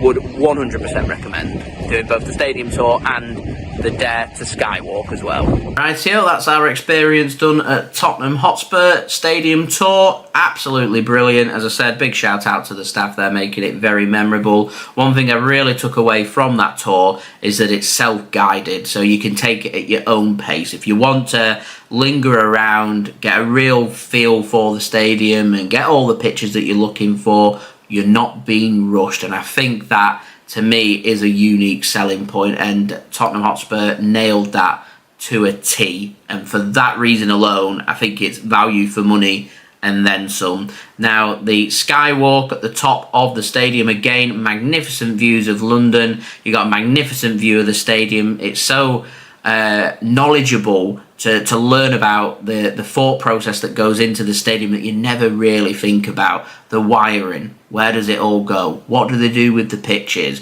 What's going on with the go-karts underneath the stadium car park? What's happening with all the construction outside? Everything's just all there, and the amount of information that you absorb is phenomenal, because I love learning about all of these things. So for that reason, to me, again, it's value for money and then some. So if you are ever down in London and you do or are interested in learning about football culture here in the UK, and you want to go and check out one of the stadium tours, and you want to give priority, Tottenham Hotspur, the most modern, up-to-date stadium or major stadium that you've got in London, so that would be my recommendation. I am hoping at some point to be able to go and check out some of the other side's stadium tours and see how they compare and see what little differences you're finding between one stadium and the other, because I'm Northwest based, so you've got huge football teams, Manchester City, Manchester United, Liverpool, who I think all offer stadium tours. So if that is something that interests you guys in the future, then do just let me know in the comments below. As I said, do leave a thumbs up, that way I do know that you are enjoying the video. Don't forget to subscribe if you're new around here. We've got plenty more football content to enjoy for you guys, and also don't forget to go and check out our social media links, which you can find in the description, and I will see you all real soon for the next video. So I've been JSGC Football. Thank you everyone for watching. I hope everyone is safe and well. Peace. Ciao for now. Excellent stadium tour. If you're ever down in the big smoke and you're struggling for maybe something to do for the afternoon, then I would recommend checking that out. As I said, it is a fantastic experience, and hopefully it will be something that in the future Manchester City will take on when it comes to the Etihad stadium tours as well, which, as I said, hoping this summer to be able to check out and do a video on for you guys as well. Earthball, thanks for tuning in, says prediction 4-0 Manchester City. Would love that one. Anthony, thanks for tuning in, says record breakers and heartbreakers. Let's go Manchester City. Love that, Anthony. Thanks for tuning in. Mock as well, thanks for tuning in. Going for a 3-1 victory today for Manchester City. I'm going for 2-0 Manchester City. And Mixed helping to moderate the chat. Much appreciated. Thanks for tuning in once more.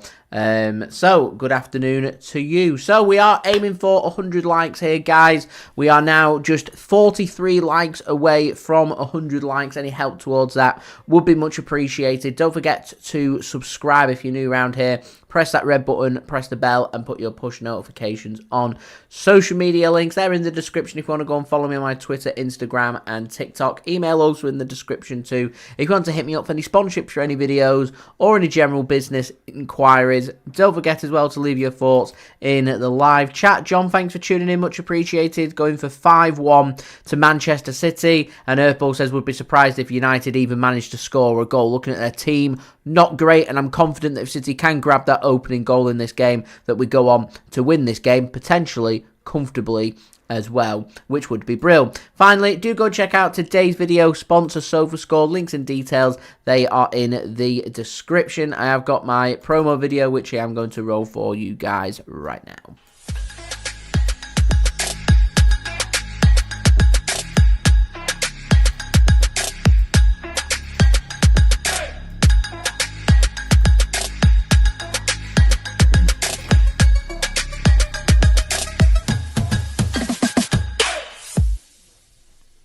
Thank you very much to SofaScore for sponsoring this video. As I said, do go and check them out. Links and details are in the description. The link is in the live chat and also on screen too if you want to go and scan the QR code. So, Manchester City, team news is out. We're around 16 minutes away from kickoff at Wembley for this Manchester derby. 2.0 FA Cup final after City won the FA Cup by 2-1 last season, including that infamous goal after 12 seconds for Silky Ilkay Gundogan, who isn't now a Manchester City player, so we won't have a repeat from Gundogan in this year's final. Maybe we might be able to score after 11 seconds. That would be absolutely perfect. And if that is the case, who is it going to be? So Manchester City lining up today with Ortega in goal. Made some changes at the back. So Kyle Walker, captain in the side, starts at right back. It's John Stones and Nathan Ake, the two changes for Manchester City in defence, with Ruben Dias and Manuel Akanji going onto the bench. So I presume it'll be Ake going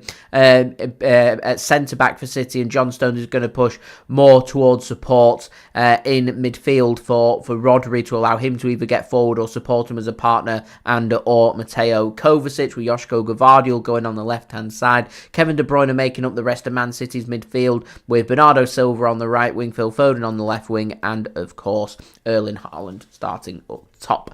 So Jamie, thanks for tuning in, says, if United win this game under Ten Hag, would it be the biggest shock in FA Cup history? He reckons it would, because he thinks when Wigan won it, they were a better football side than this United team. Now, there's a stark difference. So I think the biggest gap that you've got here is the level that Manchester City are at compared with that final back in 2013. So there's a huge... Sorry, is it 2000... when was the final? Was it 2013 or 2012?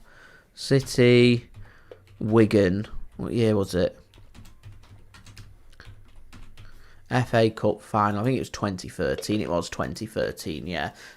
So the level that Man City are at 11 years on under Pep Guardiola from where we were in 2013 are two completely different matters.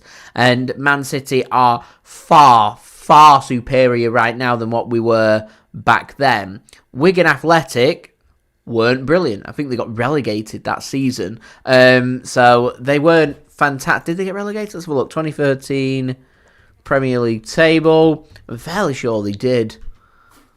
I'm fairly sure that they did. So Man United won the league that season. Yeah, Wigan got relegated that season. So they were literally relegation fodder. And they beat Manchester City in the cup final, and it was a huge shock. The gap between City at the time in 2013 and Wigan, let's have a look at the points gap. What are we talking? Wigan finished on 36, Man City finished on 78. So we finished 42 points ahead of Wigan that season. Now let's have a look at the current Premier League table. And how far ahead have we finished over Manchester United? So City have finished on 91 points this year, with Manchester United on 60. So it was 42 points better than Wigan and were 31 points better than Manchester United. So statistically, according to the points, there's only 9 points separating a Wigan Athletic side that were relegated from the difference that you're looking at right now between Manchester United and Manchester City. That's so interesting. Thank you very much, Jamie, for your input there. Much appreciated. I like that. I don't think it is as big of a shock. I would be surprised if Man City didn't win, though. And I'm not saying that being big-headed or overconfident. I'm just saying that I expect Manchester City to win this game. With the side that won the Premier League last weekend, we've finished on 30-plus points more than our opponents today, Manchester United. But This is the great thing about cup finals, the 90 minutes of football. Anything can happen if Manchester City are having a bad day and Man United capitalise upon it. There's not much you can do about it. You don't have the rest of the season to try and make back points from a bad result. It is literally just a bad result and you lose the cup. It's as simple as that. All pressure games. Normally this is where we see the very best out of Pep Guardiola's men and Manchester City, so hopefully that will be the case as well. Mintam, thanks for tuning in all the way from the lovely Vietnam. Thank you very much for tuning in, much appreciated. Jamie, you are spot on. A win for City will give another Arsenal v Manchester City game. I think it will be at Wembley, that one in the Community Shield to start off the 2024-2025 season. Also, John says 2013 was one of those strange anemas that happen sometimes. It is, yeah. You get them strange years every now and then. 2016 was another one. They do happen every now and then. With how dominant City have been, you can't see it happening anytime soon. Another strange season, but there we go. It might. Who knows?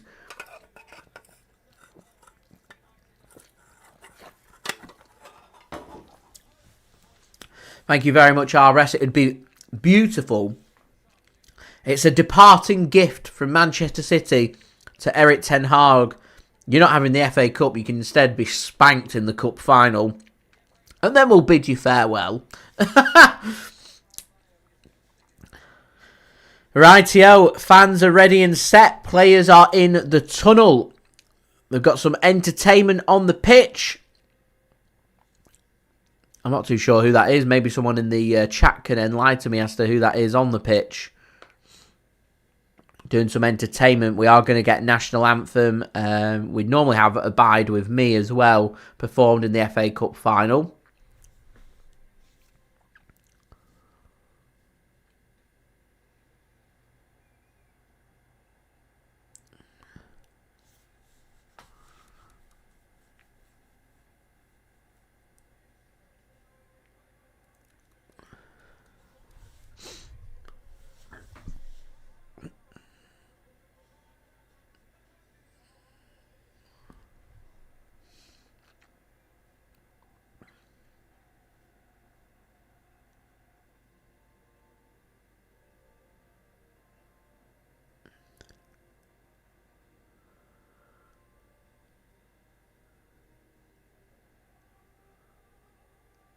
And we do get Abide With Me performed now by a young lad. And then the players will make their way out of the tunnel. I tell you what, the young lad's doing a good job there as well. Live band as well performing with him there. He's doing a cracking job.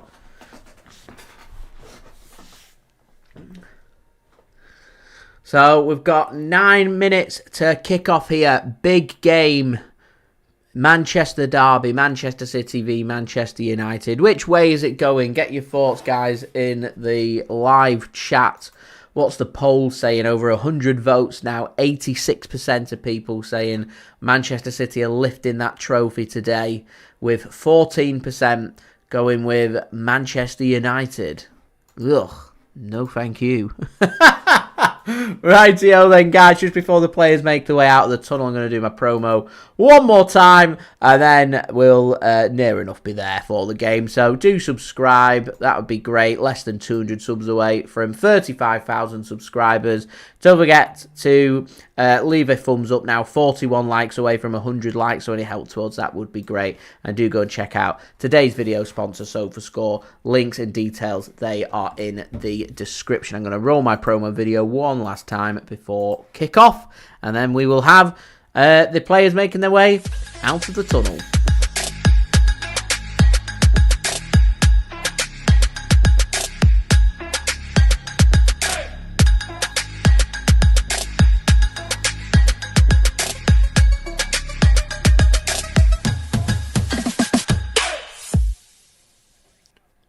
And yeah, thank you very much to SofaScore for sponsoring this video. So the FA Cup trophy now being brought into position by a Manchester City fan and a Manchester United fan.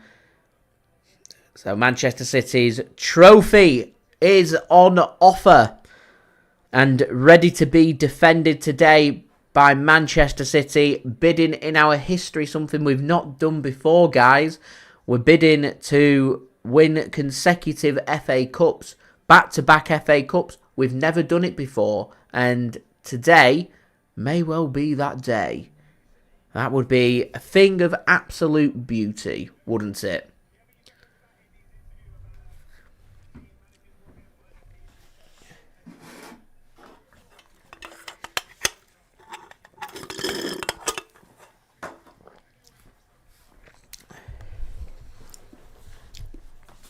So, managers suited and booted. Players ready to go. Making their way out onto the Wembley Stadium pitch. Ready for Manchester City v Manchester United here in the FA Cup final. Orthodox, thanks for tuning in. All the way from Northern Ireland. Much appreciated, my friend. Thank you for tuning in. So it might well be the last time we see Erik Ten Hag lead Manchester United out onto the pitch.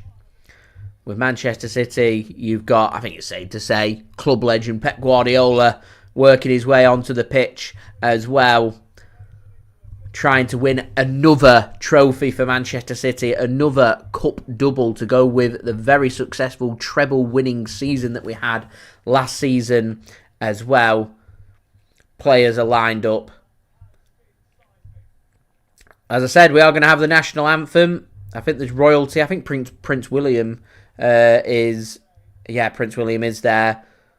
He's going to be introduced by Manchester City captain Kyle Walker to the Manchester City squad.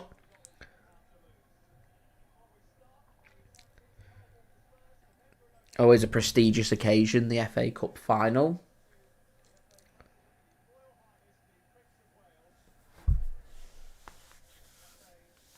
Manchester City fans out in the sky blue at Wembley today.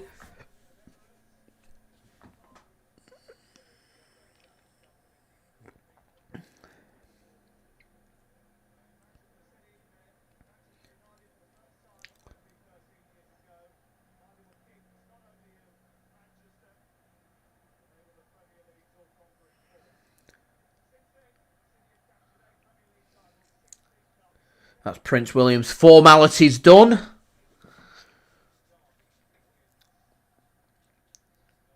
And soon we're going to have the national anthem.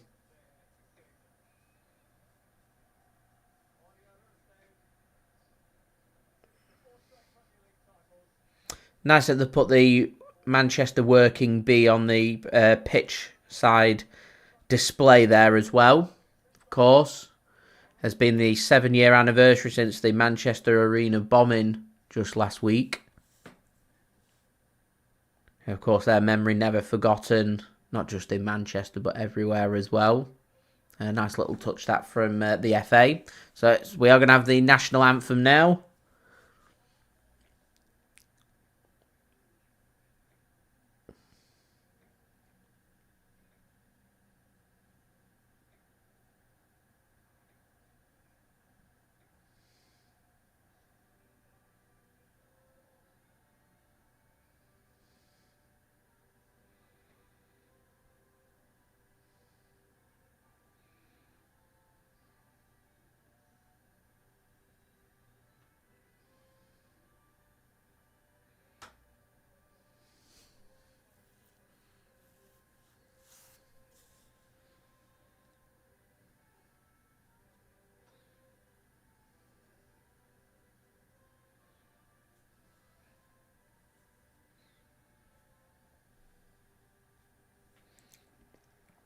And that's the national anthem done and dusted. So it's going to take a little while to clear the pitch off the display.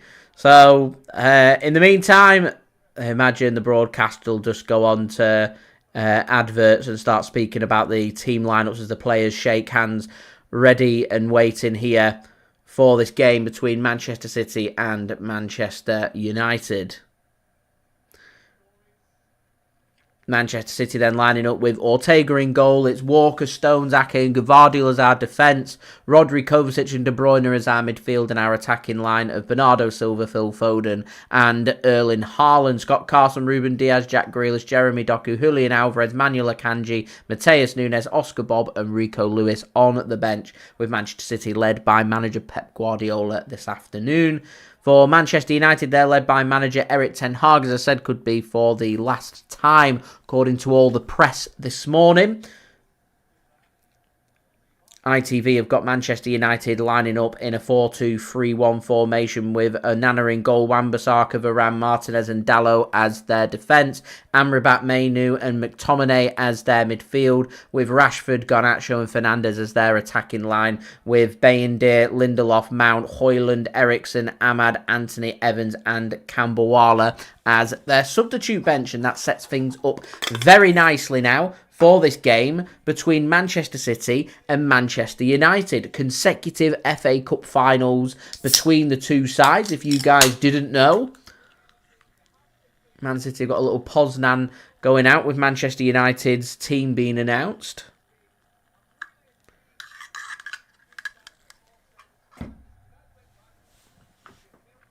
So back-to-back FA Cup finals with Manchester derbies. City did the business last season. Can we get the business done this season is the question. Nearly go time here in the FA Cup final. So don't forget, leave a thumbs up now. 39 likes away from 100 likes. Do subscribe if you're new around here.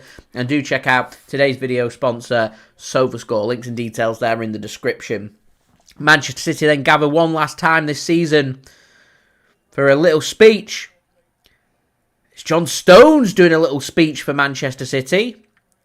Should the captain, Kyle Walker, not be doing it? Man City's still not got Kyle Walker as part of the huddle. John Stones wanting to take responsibility to give a little speech there. Of course, there's a lot of the players' last games before they head to the European Championships and the Copa America and their other international duties as well. So it isn't just the season's done and dusted. They go on the summer holiday after this. We've got a big summer of football coming up across the globe. So the football season might not be done today, but Man City's season is done after this game. Only games you've got left competitively in the top end of European leagues and European competitions is the Europa Conference League final taking place in Greece on Wednesday night. And then you've got the Champions League final at this ground, Wembley Stadium, one last time in the Champions League final next Saturday. Real Madrid taking on Borussia Dortmund. And that will conclude the season on June 1st. Ready for the international tournaments for the season. So, Man City managed to score near enough from kickoff last season. 12 seconds. City are going to be getting us underway again. Phil Foden starts the game, goes back to Ortega. He's got to go long. We've got to do what we did last season. Ortega does go long. Erling Haaland wins the header. And Manchester United get hold of the ball and they'll be delighted that they've managed to defend out that opportunity. And Rashford could be in here. And Kyle Walker does a very good job in defending out that opportunity there for Manchester United. So it was Manchester United's turn to have a little pop at Manchester City. Here is Kyle Walker going forward for City. Here's De Bruyne then. Gets a nice flick towards Erling Haaland. Here is Erling Haaland using his weight very well. Here's Phil Foden to Gvardiol. He goes early and Haaland goes down. He wants a penalty. There's a coming together. It looks like shoulder to shoulder to me. Man City now asking the question. 3 City players want the penalty. Can't believe the referee's not giving it. Referee, his decision is no penalty. Wants VAR to have another look at this. Let's have a look. There's just a coming together between the two players there. I always try and be unbiased, but Erling Haaland's 6'4" going up against a defender here that's 5'8", 5'9". There's no way someone of Erling Haaland's stature gets pushed over that easily. He gets a nudge in the back and he goes down, will be the argument that City want a penalty for. But I think if it's at the other end, I'd be very disappointed if a penalty were given for that. Not for me. To be fair, it didn't look like a penalty either, as far as I'm concerned.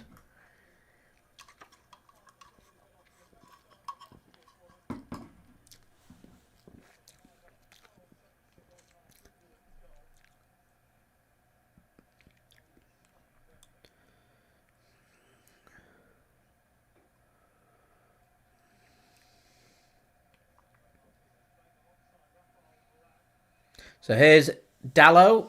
He's not the best of passes. Cut off by Erling Haaland, and De Bruyne fouled there by Amrabat, and that'll be a free kick to Manchester City, just inside the Manchester United half. City want to take it quick.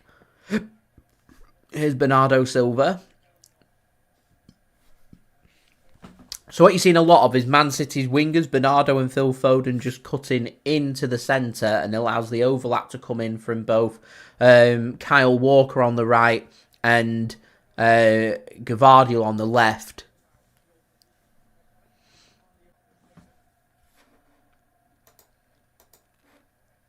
I think I'm back in business. My thing just said I'd gone off for a moment there. Apologies for that. I think temporarily my system just had a drop in connection for a second. So apologies if the stream went off then for a second. Looks like everything's good to go and everything's back in place. Hopefully everyone can see me and hear me okay. Here is John Stones for Manchester City. He's got Gvardiol for support on the left. He's telling Kyle Walker where he wants him to go. He doesn't make that run, so John Stones has got a pivot backwards. Manchester United playing in their home shirts, attacking from right to left. Red shirts, black shorts, black socks. Man City playing in their home shirts for last season. Sorry, for the last time this season. So it's their current shirts, their 2023-2024 shirts. They have already announced their home jerseys for next season. City haven't given a debut to that home shirt, so that'll come in pre-season. Man City off to the United States of America pre-season.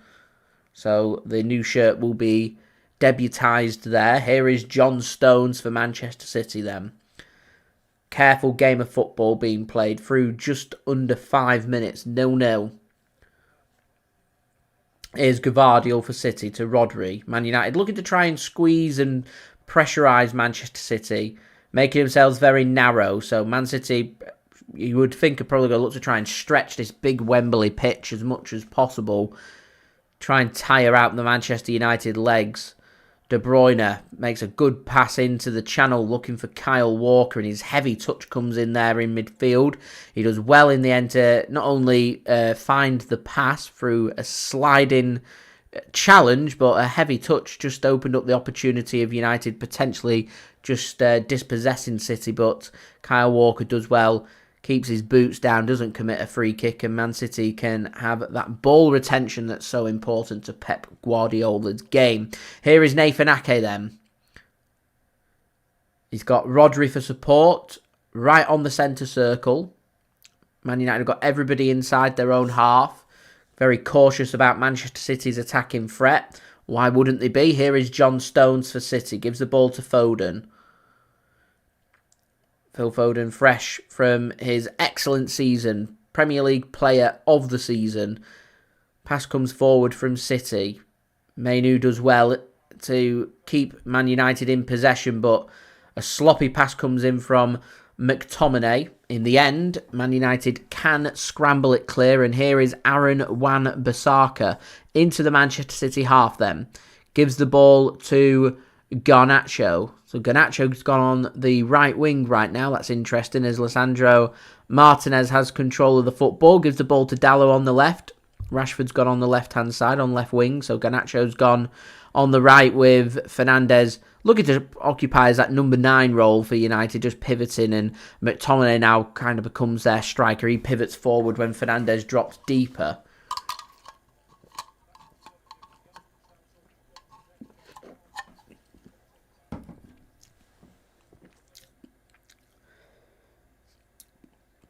Here's Varane. I think this is his last game for Man United as well today. Works the ball to Garnacho.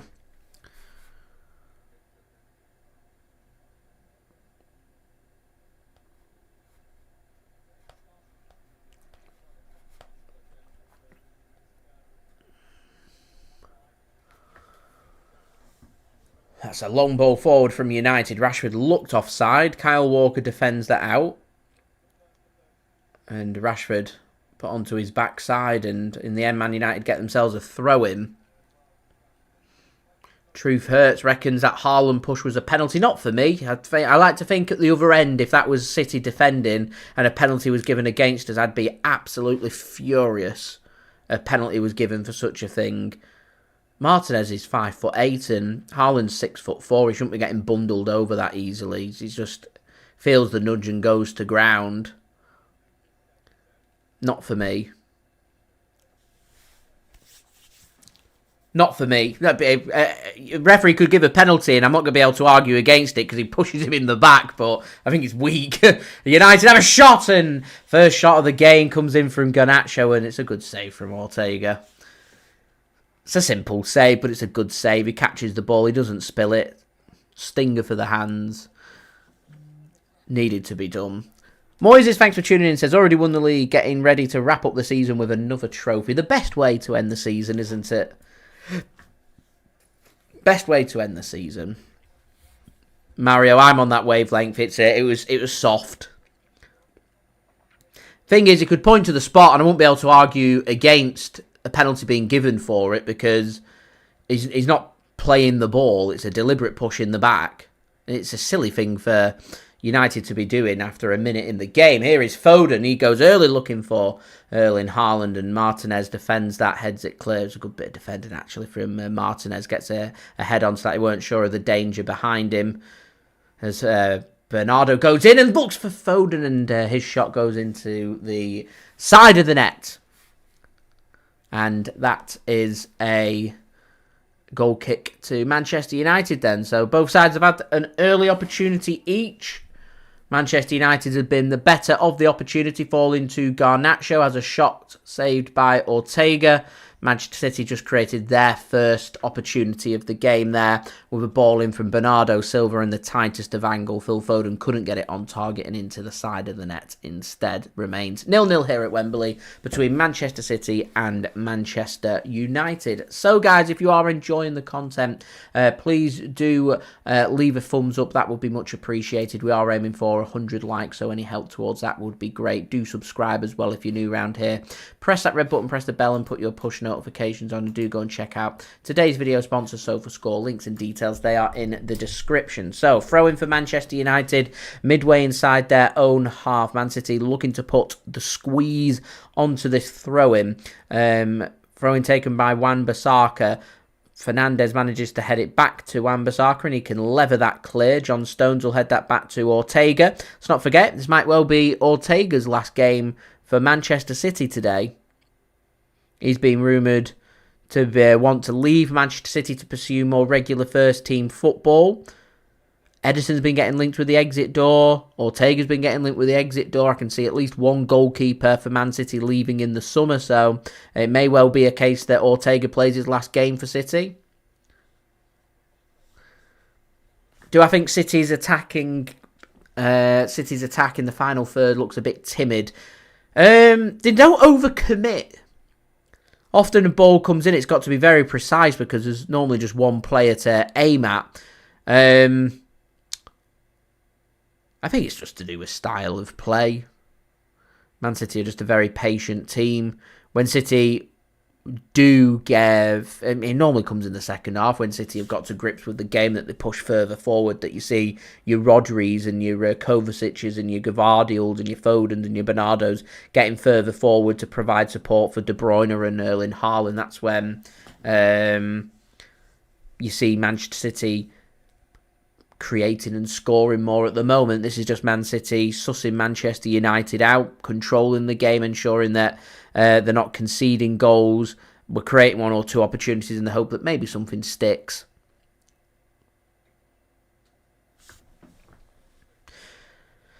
John, thanks for tuning in. I see one of the goalkeepers staying, not both. I'll come back to that point in a second. Here's De Bruyne into the penalty area. Goes for a cross and United managed to get a head onto it. Varane and Martinez will put his foot onto it and get it clear. So to see where this ricochets, and I'll come back to your point in a second. John Stones will mop that up for Manchester City. So I can see one of the goalkeepers staying, not both.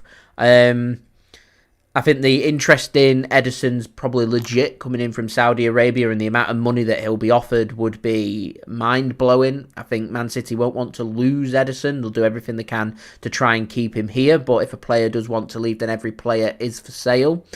I'd be surprised right now if Ederson does leave Manchester City. I'd be very disappointed. I'd be surprised. I think Ortega's probably the more likely of the goalkeepers to leave, because I'm sure you guys won't disagree when I say that Ortega's too good to be a number 2 for any club, including for Manchester City. It's great to have a high-quality number 2.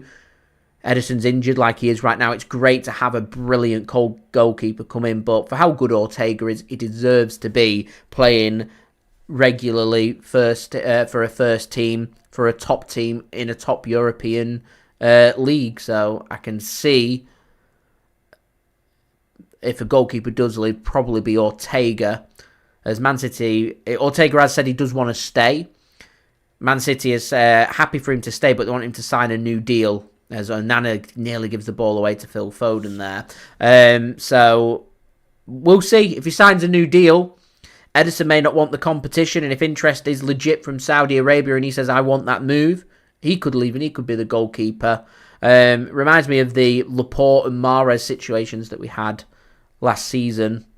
I was umming and ahhing about, are they going to leave, who's going to sign them, and what's going to happen there. The interest is there, it's legit. Does the player want it?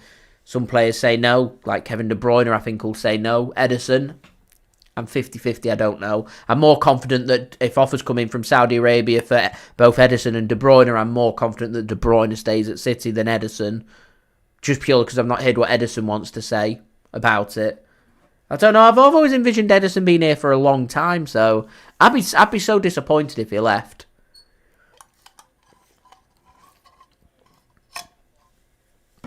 Nadir, well, I'd say it's probably more likely that we signed Bruno Guimaraes than Lucas Paqueta right now. I don't know, all depends on price, doesn't it? Jamie says only 14 minutes in, it's dragging the game. Man City are just controlling the game. It's what Manchester City do. So free kick here for City. In a good crossing position. De Bruyne has stood over this. Man United going with a high line. Chance for John Stones to get forward. Ake to get forward. Rodri. Haaland's up there. Gvardiol's up there. So some defending for United to do. See if De Bruyne can get a good ball into the box or try something smart. De Bruyne just chips one in. Headed clear by Varane. And that'll go out for a throw into Manchester City.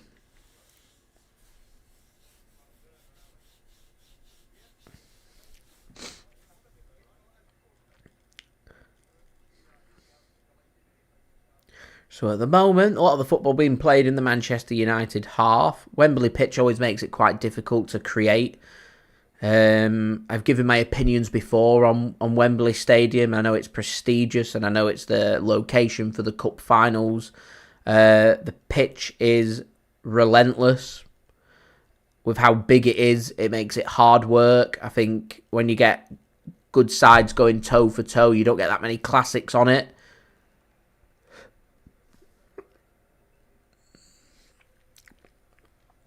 Is Bernardo Silva tries to play a pass to De Bruyne.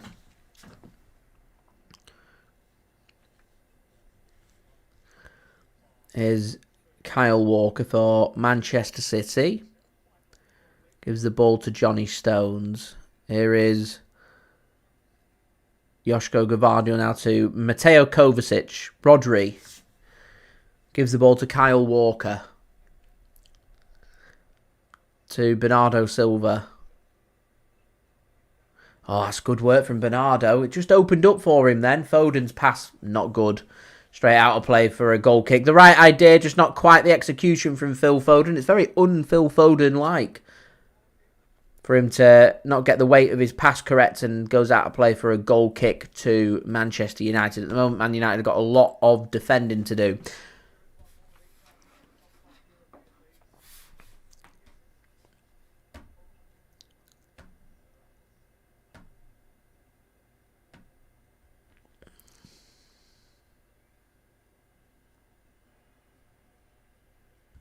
So Varane takes the goal kick for Manchester United. Martinez just chips that down the middle. looks for McTominay, finds McTominay. His ball forward's not great to Garnacho, and Man City can surround that out and can have possession from there. Ake finds Johnny Stones. He'll work the ball back to Stefan Ortega-Moreno. And considering that Nathan Ake and John Stones have maybe not featured as much as what they were hoping for in this business end of the season for Manchester City, they've certainly slotted in and fitted in very well. I think Man City have probably been a little cautious. Ake's been more injured this season than most previous seasons that he's had with City. So I think City have probably just looked to have that in their mind when making decisions about which players are going to be featuring and starting. And probably the same with John Stones. Nathan Ake and John Stones will want to be fully fit and ready ahead of the European Championships for the Netherlands and for England respectively. So I think Man City have probably, while they've got the squad depth there, have just managed that situation pretty well. Seamus, good point. I think Man United would probably be pretty happy with a 0-0, extra time, 0-0, and take it to penalties and see what happens. They'll have probably watched Real Madrid's approach and say, sometimes you don't have to beat Man City, you've just got to stay at Man City's level for long enough and take it to penalties. Here is Kovacic. And if it does go to penalties, it'll be interesting to see what lessons City have learnt from that Madrid game. I definitely don't want penalties, though. Andrew says City need to step it up a little bit. It's slow and lethargic at the moment. It's a Wembley pitch. Normally I've got a problem with the pace of how Man City play games. I was expecting this pace. It's this Wembley pitch. It's always going to be the case. It's never been a game that's been that free-flowing for Manchester City unless a team's really poor that Man City can put it to the sword. Normally when Man City are playing games, the close games, Chelsea semi-final, Chelsea had their opportunities, was a bit lackadaisical that day. They didn't put their opportunities away. City did. It was a slender win. Last season, cup final, won by 1. Often when we face Liverpool in the cup semi-final, we lose by 1. They never tend to be that open games. They always just tend to be really close, tight, compact games. Winning the cup final against Stoke City 1-0 in 2011 semi-final against United 1-0 again. They don't tend to be classics.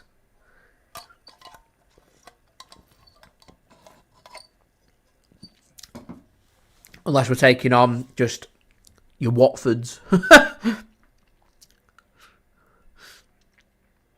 In which case Man City can go on to annihilate in cup finals. And that's a good ball for United, and that's good defending from Kyle Walker. And not the best of passes, and nearly opened up an opportunity that for McTominay. He has a shot, and it was a good block. I think it was from John Stones. And City need to try and get this ball clear. In the end, Gvardiol finds Ortega. Here's Bernardo. He's got no room to work with, so he has to find a pass to John Stones. Here is Ortega, and City are faffing around at the back and nearly get it scrambled, and Kovacic wants a free kick. In the end, Nathan Ake does the sensible thing and whacks it clear, and City managed to come away with possession here. Here is Erling Haaland, and he's brought down, and Manchester City will get a free kick, and referee's given a free kick. It should probably be a yellow card.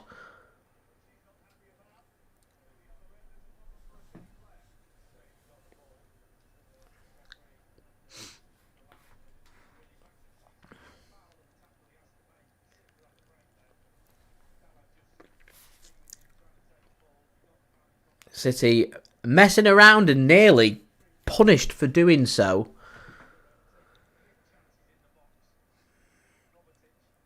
In the end, Kovacic does enough. A good pass that from Kovacic in the end. Very nearly caught out. City creating their own problems there. And I think shout out to Nathan Ake there. Recognises the danger and says, I'll just put my foot through it. We'll get this clear. It's one thing messing around at the back.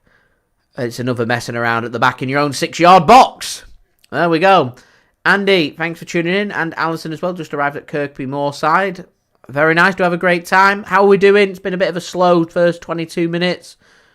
No real opportunities. Both sides just waiting for that opportunity, which hasn't arrived as of yet. You've not really missed much. It's not a classic. A few of the people tuning in, a bit frustrated at the pace of the game being played. I think Man United will be pretty happy with how the game's gone so far. Probably happier than City. City having possession but not really doing much with it. So yeah, pretty much it. So don't forget, 34 likes now, away from 100 likes. Any help towards that would be great. Do subscribe if you're new around here. And do go and check out today's video sponsor, SofaScore. Links and details, they are in the description. Here's Manchester United then, just starting to grow into the game, taking confidence from putting pressure onto City, pressing them and nearly forcing a mistake as McTominay works it to Wan-Bissaka. Here is Bruno Fernandes now. Sorry, it's Garnacho, and he's runs out of room. Good defending that from Nathan Ake, and that goes out of play for a goal kick to Manchester City. As we're now 33 likes away from 100 likes, making good progress, guys.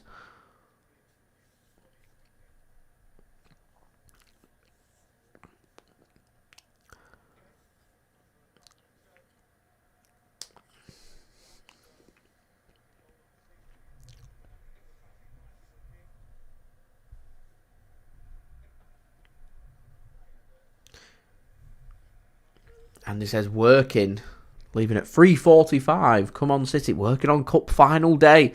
Got to love the graft and dedication. That's good work from Manchester City. Here is Gvardiol on the left. He's got Wan-Bissaka for company. He has to go backwards to Kovacic. City now midway inside the Manchester United half. Rodri's going to spread the play and move it to the right wing. Bernardo Silva up against Dalot. He turns, goes back to Kevin De Bruyne. He'll find Kyle Walker.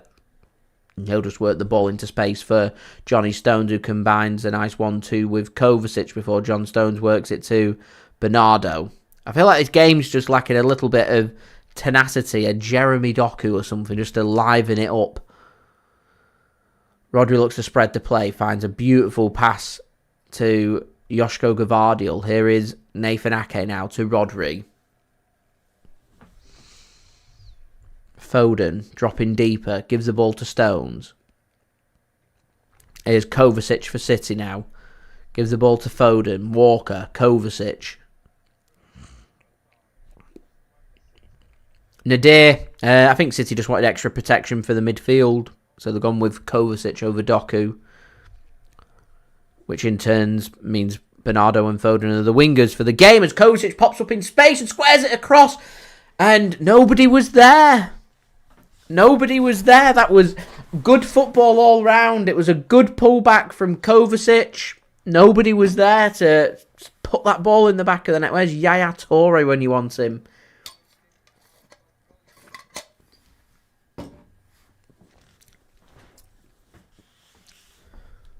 Here's Ake then to Gvardiol. Goes back to Nathan Ake. And City on halfway. Moises says, bit off topic, but wasn't expecting Atalanta to win the Europa League by 3 goals. It was a big surprise. Ending that whole unbeaten season for Bayer Leverkusen. They got the Bundesliga unbeaten, but not the whole season unbeaten. And it was a sensational performance, not just from Atalanta, but from an individual point of view for Lookman as well. Atalanta are a very good side, very underrated. They love to attack and score goals. They're a very good side. I mean, they picked apart Liverpool in the Europa League 2-leg clash as well. They're a very, very good team. And I did say on my prediction video when summarising and giving my predictions ahead of the Cup final, this Cup final and the European Cup finals, that I wouldn't be surprised to see Atalanta win the Europa League. I thought that game might have been a little bit close. I wasn't expecting Atalanta to win it in 90 minutes, but I did say I thought they'd keep it level and it'd go to penalties, and Atalanta springs the surprise and wins it on penalties. So I did back Atalanta to win the Europa League, so I was right with that, just not with a score. Brilliant performance from them. A very good game of football as well. Here's Rodri. Goes for an early ball looking for Erling Haaland. Varane does enough, and Manchester United can hack that one clear. Mike says, half-time, put the blue shirt on. I'm superstitious. The only reason I alternate it. So if Man City lose a game, I will alternate it and I'll go and put the blue shirt on. That's how I work. Maybe if this game's not going too well, I'll go and put if Man United score first, for example, I'll go and put the blue shirt on and we'll see how it goes and we'll switch it up. At the moment, this shirt's got tremendous look. It's the same shirt I was wearing when we won the Champions League final last season. So a lot of the watch-alongs I wear this shirt. It is one of my favourite City shirts. Very comfortable as well. Because I'm not the biggest football shirt fans. But this is actually a really good shirt just to wear casually. And I do like the last season's blue shirt as well. Looks smart. And I'm excited for is it the away or the third kit? The one with the black and yellow that's been rumoured to be coming out. I'm really excited. I'm not too keen, I don't think, on the blue home shirt for next season. Splits opinions, not for me. I'm not a big fan of the collar and the sleeves on it. But the leaks for the yellow and black kit, if they are true, are a thing of beauty. I'll definitely be getting one of them. That's a great ball. Here's Gvardiol into the penalty area, and Wan-Bissaka does enough. Gets the clearance off Josko Gvardiol and out for a goal kick to Manchester United. So nearly through half an hour, and as Andrew says, not a shot on goal as of yet. In truth, you are spectacularly correct. Last thing I want to see is City conceding a goal with defensive howlers. So guys, don't forget, leave a thumbs up now. 30 likes away from 100 likes. Any help towards that would be great. Do subscribe as well if you're new around here. And do go and check out today's video sponsor, SofaScore. Links and details there in the description.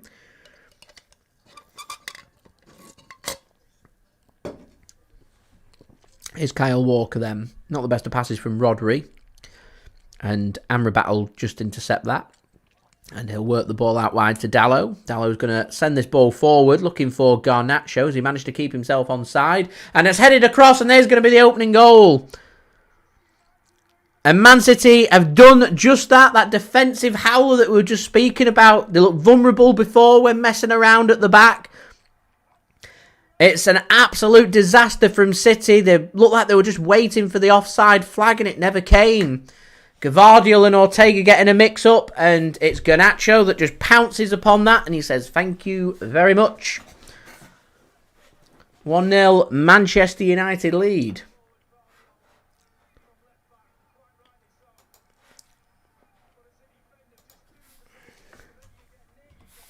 I said it's all important opening goal. Let's have a look. So it's the poor giveaway from City. Let's have a look. He's perfectly onside. It's the foot of John Stones. Is it John Stones that's playing him onside? It's a mess. Gvardiol does really well.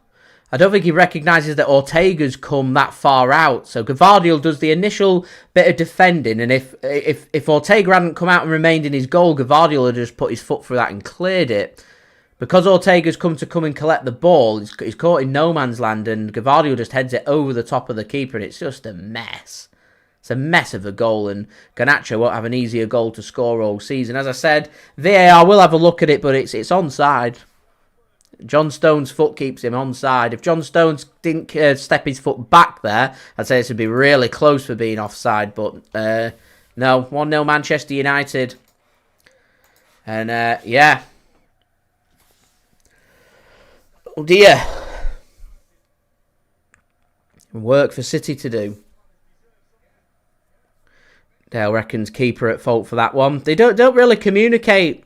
There was no communication there. Gvardiol gets the blame for being the one that does the header, as Man City showing a bit of urgency to try and come forward. And, you know, it sounds crazy for me to suggest, but certainly from neutrals that are watching this, it's the best thing that could have happened in this game is Man City go behind to try and not just open us up, but allows us to start playing football, because we've looked flat for 30 minutes. Man City were just completely dictating the pace of the game, but we weren't leading in the game. So if you're going to try and dictate the pace of the game, make sure you're doing everything you can to try and go ahead. And I can't sit here and say that Man City have done everything they can to try and go ahead in this game. They've not created anything. They've not really done anything. There's a lack of urgency there. So this should spur Manchester City, I would hope, into action, because it's just been a bit flat.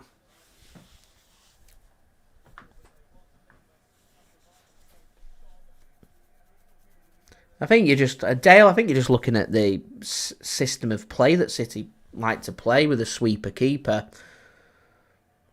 As a long ball comes forward, and Ortega will deal with that. City just need to... I mean, I want to see more urgency from City. City just need to try and recover. They don't need to go all guns blazing at Manchester United and leave themselves wide open at the back. It's exactly what Manchester United will be looking for. Man City just need to try and... just for a couple of minutes, just knock the ball around, keep a bit of possession, get your confidence up, and then just push further forward. Because at the moment, I feel like Man City are holding themselves back.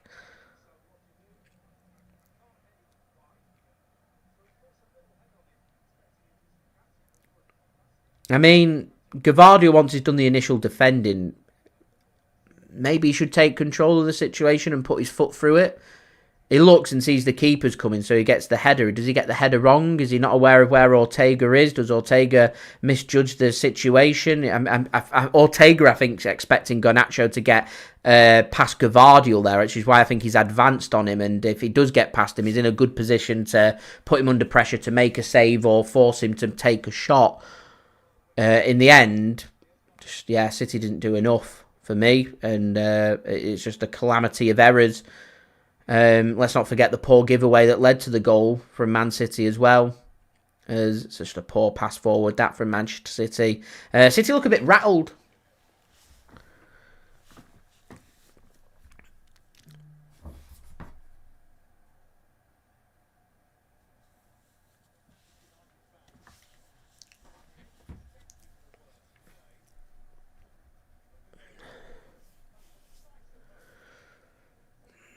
Anyway, plenty of time left in the game. No need to hit panic stations just yet.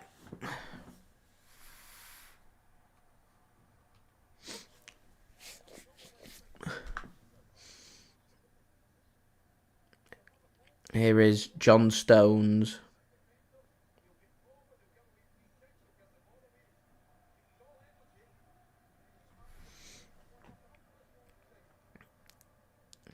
I think I would bring Doku on. I think I'd take Kovacic off. I think City are too hell-bent on trying to control midfield that they're not finding a way to create anything in attack.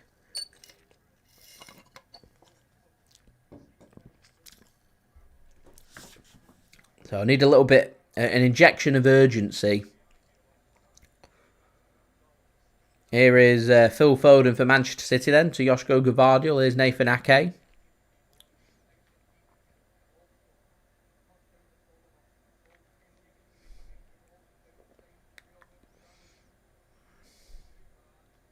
I mean, I'll leave my opinion to full time. I'll work it based on the result rather than say what I was about to say. I'll come back to what I was just about to say at full time if Man City don't lift the cup. And I'll say what I want to say. Here's Kyle Walker. To John Stones. Here's Kovacic. Right, so I think we've had that couple of minutes now. We've settled ourselves back down from that mistake. Man United aren't choosing to press Man City and force the issue, which is what I thought they would have done. Excuse me. So I see no reason why Manchester City can't start thinking about now trying to create some opportunities. Because at the moment, Onana's had a very quiet first 36 minutes. I'd be very happy with how this game's going right now. And I want to see a little bit more from City. There's a lot of sideways passing. There's a lot of backwards passing. There's a lot of safe passing is what I call it, as a shot comes in from Bernardo Silva and finally Onana has a save to make. It's a tame effort from Bernardo straight at the keeper. As we're now 29 likes away from 100 likes. Any help towards that would be great, guys. Do subscribe as well if you're new around here, and do check out today's video sponsor. So the score links and details there in the description. Some positivity still in the chat. Mike reckons 2-1 City, wants to see Grealish, Doku and Alvarez on. Maybe even Oscar Bobb as well. All good options from the bench for Manchester City. John's going with a 5-1 Man City win. How we're playing at the moment, I mean, United are in here again. And it's squared across and it's 2-0. And now the offside flag goes up. Man City need to be careful of this. At the moment, City haven't got control of this game.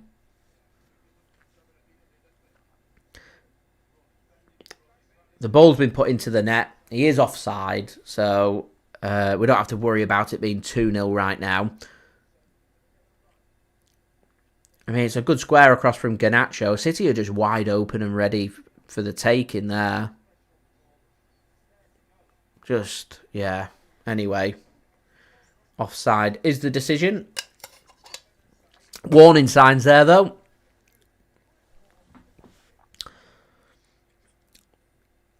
I think Pep Guardiola just wants to get them in at half-time so he can change the shape and approach, because City are just too casual about this. At the Mo, for me, far too casual about this.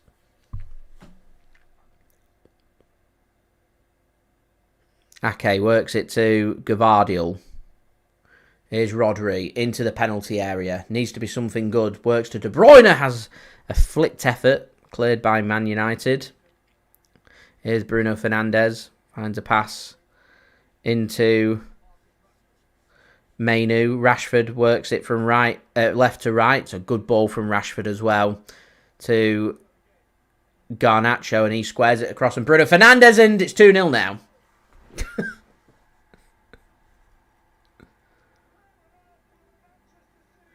And Man United just played City off the park there. 2-0. It's not working for Manchester City at all. There's bedlam in that end of Wembley from the United fans, but Manchester City in disarray right now.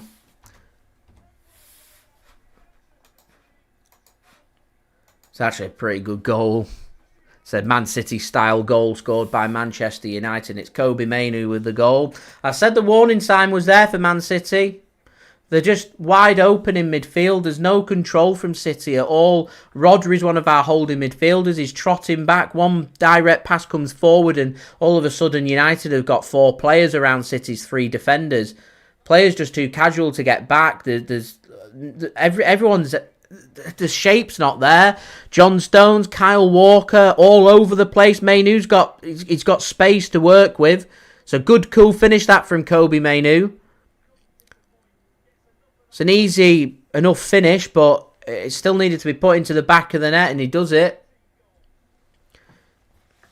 City just all over the place. Absolutely all over the place. And this is what I was speaking about just before the game started. Man City have gone out and won the Premier League last week. We want to go and parade the trophy tomorrow, fresh from an FA Cup final where it's great if you win, but if you lose to Manchester United in a Manchester derby, to go out the next day to go and parade a trophy, yeah, the Premier League should be celebrated, but you end up thinking, because we're not playing again now until August in a competitive game of football, that you're left with what could have been. You're left with, to me, one of the worst results of the season. Rodri's unbeaten streak coming to an end as well. City need a goal before half-time. They are absolutely all over the place. That's good, it's good work. De Bruyne can't get his ball. It's better. That is better from Manchester City. It's probably the best that we've done so far in getting forward. The players are starting to look frustrated. Man City now really need to step it up and take the game to Manchester United. We're 2-0 behind. You've got nothing to lose now going 3-0 behind. Nothing to lose at all.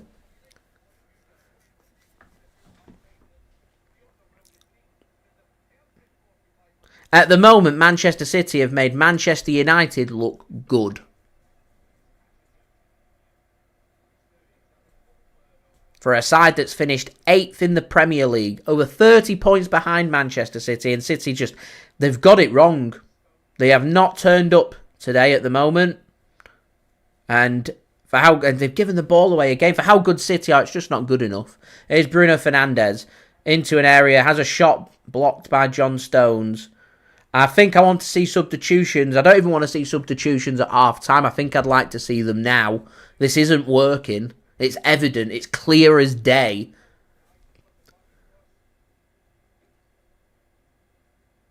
Pep gets paid the big money to make the big choices. I'd be making the changes right now. I'd just look at it and just say, you've got to adapt to it as it's happening. You've got to look at it and say, we're 2-0 behind. It's not working, this. Just isn't working. They've taken a big risk going with Nathan Ake and John Stones. They've settled themselves in pretty nicely into the game, but when put under pressure, have struggled. But has John Stones and Nathan Ake started together in this second half of the season at all this season? Why change the winning formula of Ruben Dias and Manuel Akanji? Jeremy Doku was one of our best players last week against West Ham. Why is he on the bench?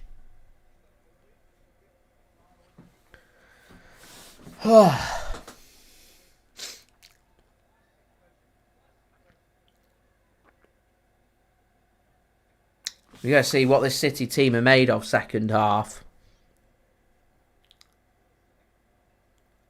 And at the moment, I am deep down absolutely furious with what I've seen so far.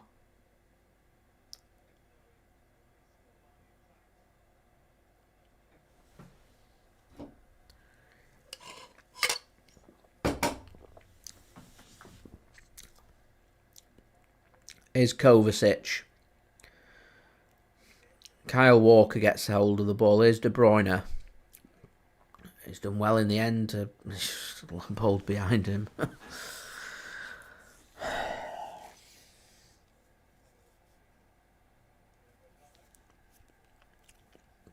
That'll be a free kick for Manchester United.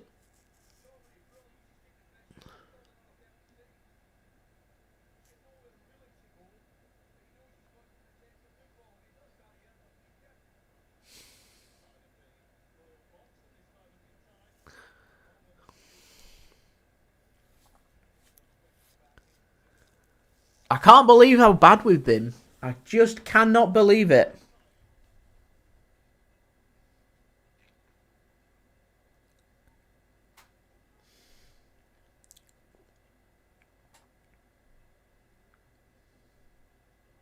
I mean, I've supported City for a very long time. I've supported City for 22 years. So I remember in the day where all the Manchester United fans would be rubbing your face in it for how much more superior they were to Manchester City. So that's all I think about every time we play Manchester United is the tormenting that comes with a Manchester derby. And so every time we face Manchester United, sometimes when we've humiliated United in the past, they say, oh, should City be doing that? And I think to myself, well, we've put up with a lot from the Manchester United fans, that this is the time for City. So seeing the United fans all there and Alex Ferguson and everyone all smiling, everything, it makes you sick to your stomach. And we're into the first of 2 minutes added on. So the fans will feel it. I know the fans will feel it, but I want the players to feel it of what the game means. As Mainu goes into the book, because this just is not good enough from City at all.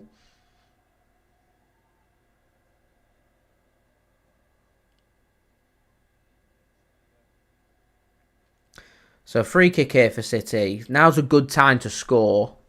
Just gives Man United something to think about. 2-0. 2-0's a dangerous scoreline, but you'd rather be 2-0 up than 1-0 up as De Bruyne sends a ball in. It's not a very good ball into the box, and Onana will collect that.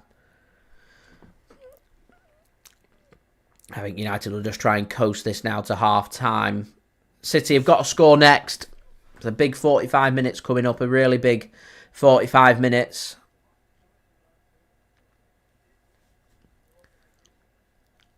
Header won there by Rodri. Phil Foden plays the ball into the channel. De Bruyne looks for Erling Haaland and good defending from Wan-Bissaka. The issue that I'm having with this is Man City don't look like scoring. That's my problem that I'm having. If City were caught sucker punched a couple of times but we look like scoring, I wouldn't be as concerned because I know that if we score one, another will probably follow. But at the moment, it's just not been... The City just haven't looked like they were going to score. And... yeah, just not good enough. Final 10 seconds of the game. City on the edge of the United penalty area, just working the ball backwards, tackled, and that'll be half-time. And is half-time. Yeah, very poor from Manchester City. Very poor from Manchester City. I think the only saving grace we've got from this game so far is it's only half-time, it's not full-time, and Manchester City really need to step this up second half, because this is going to leave a very bitter taste in my mouth at full-time if we don't win the cup today.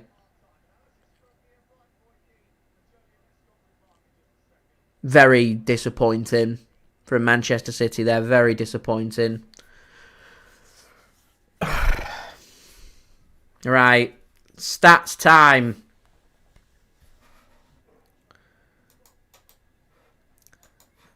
Using today's video sponsor. You get your thoughts, guys, in the chat. I think I'm on Julia's wavelength at the Mo. I'm all fine for the players going out and celebrating. I encourage players celebrating tremendous achievements. It does, however, leave you feeling very disappointed that you see these pictures coming out, and then your next game you turn up in a cup final in a Manchester derby and you're 2-0 down at half-time against a side we finished 30 points ahead of. A team that we completely outplayed in both Premier League games this season and dismantled in the cup final last season. It's just not been good enough, that from City, at all. At all. And there needs to be an injection of urgency. As I said, next goal's crucial. City have got absolutely nothing to lose second half. You're 2-0 down. You've just got to go ham. You've got to chuck attacking players on. You've just got to push and score that opening goal as quickly as possible, because City are just way off. I think Man City, dare I suggest, probably deserve to be behind for their approach, because to approach a big game of this magnitude so casually with no urgency, I think anyway, is a little bit unforgivable from the club, from the players, from the coaches, from the approach of the game. You don't approach in a cup final, a Manchester Derby Cup final, where you're just going to knock the ball around and show no intensity to try and score, to try and win. And it's all just been a little too casual. And at the moment, Man United want to win the cup and Manchester City don't. That's what that first half looked like to me. And that isn't good enough. I won't be the only one thinking that, by the way. Man City's top chiefs are ruthless. Pep Guardiola is ruthless. So they've got, thankfully, as I said, it's not full time. They've got 45 minutes to put it right. Are we capable of scoring a couple of goals in the second half against Man United? Of course we are. More than capable. But we need to change it up, shake it up. Second half, Jeremy Doku's, you chuck them on, you go all out attack, you score a goal first 5-10 minutes, it's game on, and you go from there. Because we carry on like this into the second half. If there are to be any more goals, I don't see it being from Manchester City with how we played in that first half. So it's just poor. 74% possession, no big chances created for City. 3 shots, 1 on target, all very tame.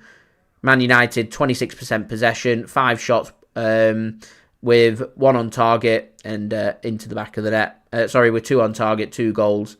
3 shots for City, 1 on target, 5 shots for United, 3 on target, 2 goals, 1 save for the keeper to make. It's just not been very good from Manchester City. Distribution-wise for City, nothing wrong with it. Accurate passes are good. Distribution's pretty good from City. Tackling's pretty good from City from that point of view. From the analysis and the statistics side of things, it's all pretty good from City, but there's a big difference between stats and a football game, and I think this game is a huge demonstration of how stats don't tell you the full story.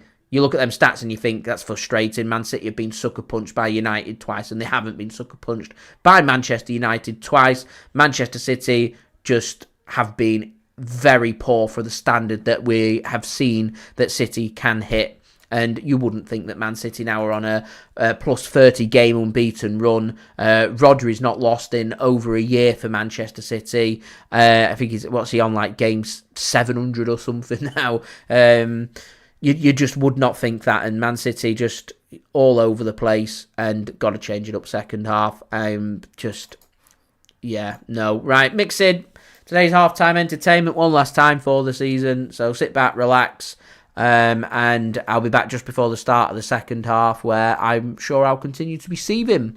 Ladies and gentlemen, the weekend. And today's cocktail, guys, is the weekend martini. I had this in the Blackpool Beach House, and it's stuck in my memory ever since. This is the ingredients, and I think this is as close as what I can get to it, and I can't wait to show you guys my creation of the weekend martini. So to make the weekend martini, guys, let's get straight into this. So what we're going to do is do a dry shake first. So get your cocktail shaker and add the ingredients. First ingredient to the shaker, guys, is 60ml or 2 ounces of lemon gin. You can use a lemon and lime gin if you wish, if you've got it.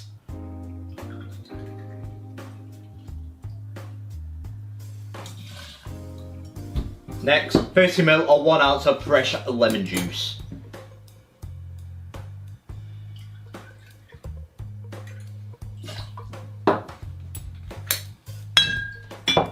Next, 25ml, which is just over 3/4 of an ounce of apricot liqueur. That's what makes this drink.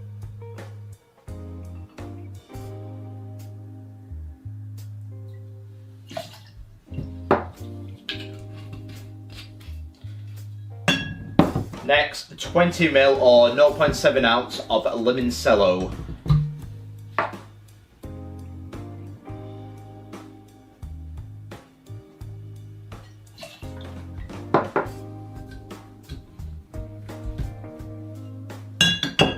Last but not least, 50ml or half an ounce of simple or sugar syrup.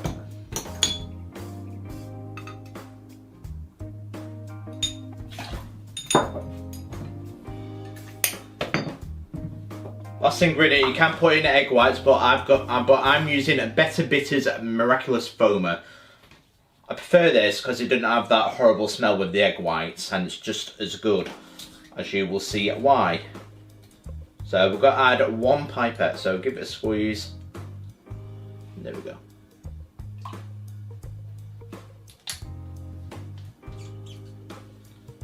Now shake it for 8 to 10 seconds, give it a nice foam, and then add the ice afterwards. So this is the dry shake.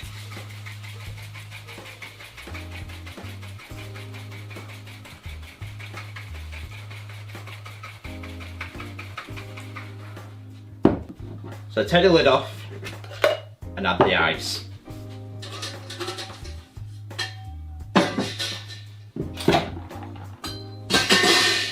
Put your lid back on, and now give it a hard shake, 8 to 10 seconds to get nice and chilled again.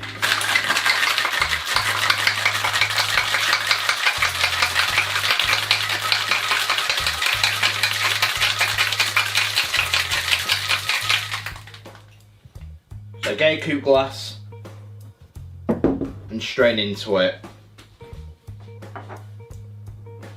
So the reason we do a double shake is to give it a nice foamy head, as you'll see.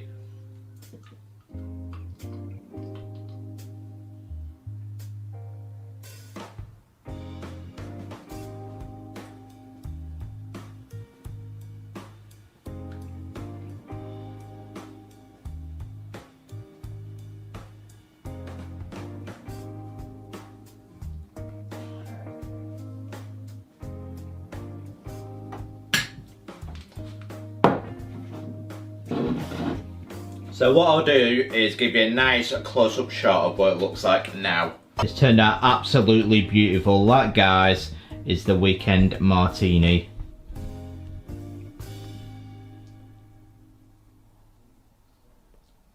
The final thing to do now is to garnish it with a piece of thyme.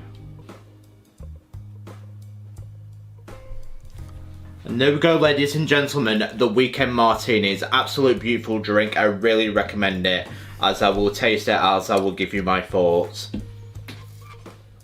Doesn't it look absolutely beautiful, the weekend martini? As I recall, when I had it at Blackpool, it's a nice sweet gin cocktail, and it's just the flavours that taste, the most flavours that you get out of it is the apricot liqueurs. It really makes this drink a nice little bit of simple, nice balance to it, just a nice little sweet taste.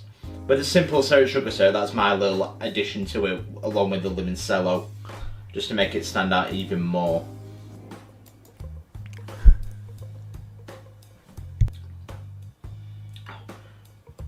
tastes like heaven. It's absolutely beautiful. If it's not quite the same recipe, it's near enough there, and it's absolutely banging. But your gin cocktails are normally sour with your gin because it's quite a sour spirit, the gin. But with the apricot liqueur in it, it just gives it that nice, fruity, beautiful taste with it. The apricot like really brings out the sweetness of this drink. It's an absolutely beautiful cocktail. A nice garnish with the thyme. But with the nice garnish, it's just a beautifully decorated drink, and the taste is absolutely beautiful. It's just unique. It's a nice, beautiful taste. I can't say it enough. It's close to 9. If I had to give it a score, I think I'd give it 9.5 out of 10. I remember Jason loving this in Blackpool, and it's like, it just really stands out. It's absolutely beautiful. It's an absolutely beautifully crafted cocktail, and it's just beautiful. I would have again if I ever go back to Blackpool Beach House, as it's just absolutely fantastic. This is as close as what I can get to it. But that is my recipe. I really recommend it. The Weekend Martini is a must try. I really recommend you have this cocktail. It is beautiful. As that, guys, is my recipe for this cocktail.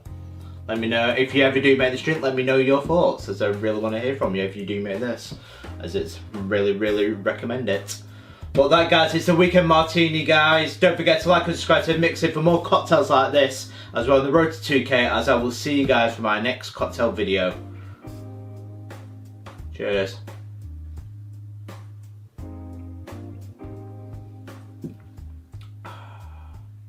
Tastes like the weekend. Beautiful.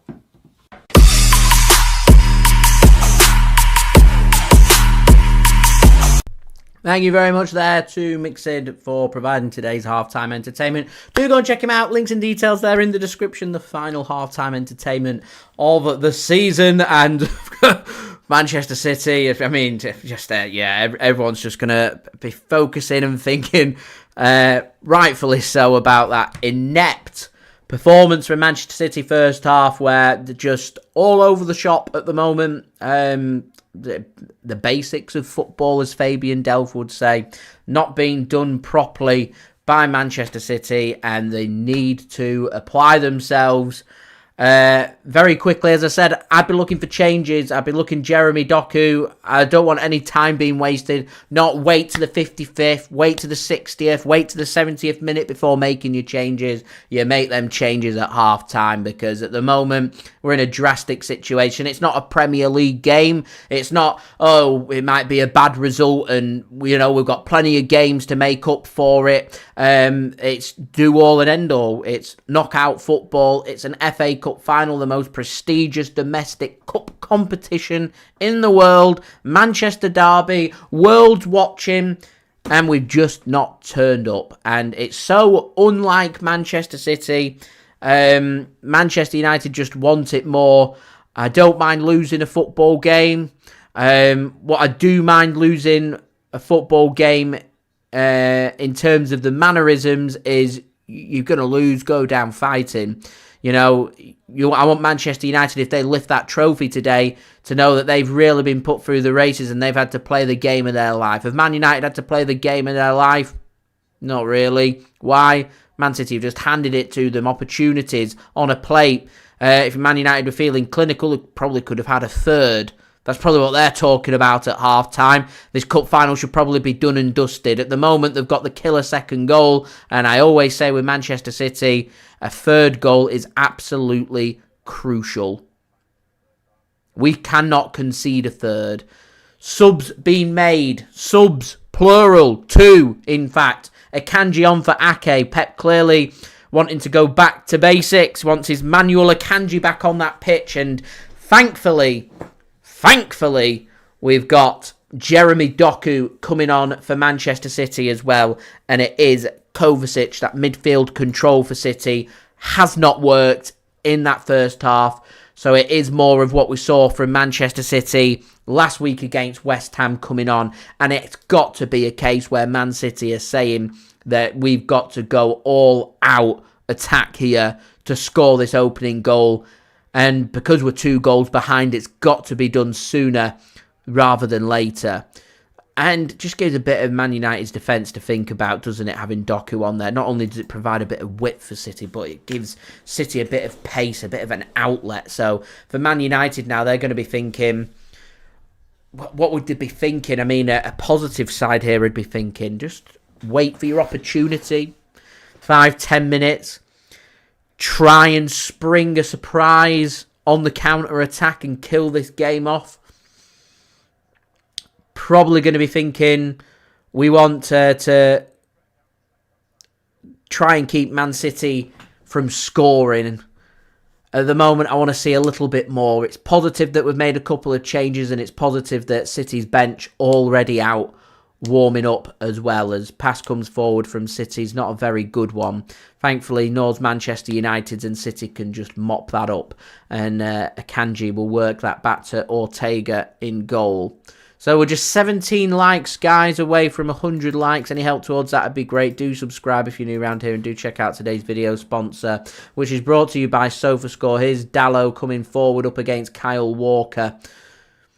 He gets shunned off the ball. Manu, goal scorer of the second goal, mops that up for Manchester United. I mean, Phil Foden's playing. I've barely mentioned his name in that first half. Not seen enough from him. Not seeing enough from De Bruyne, from Haaland, getting these players involved in the game. Bernardo Silva as well. I want to see more. Here's Rodri. Finds Foden. Gives the ball to Gvardiol.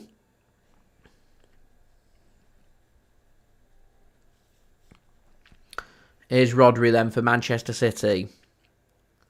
He's going to launch a ball looking for chipping the keeper, and it's the 47th minute and they're going for an audacious chip over the top of the crossbar. Why?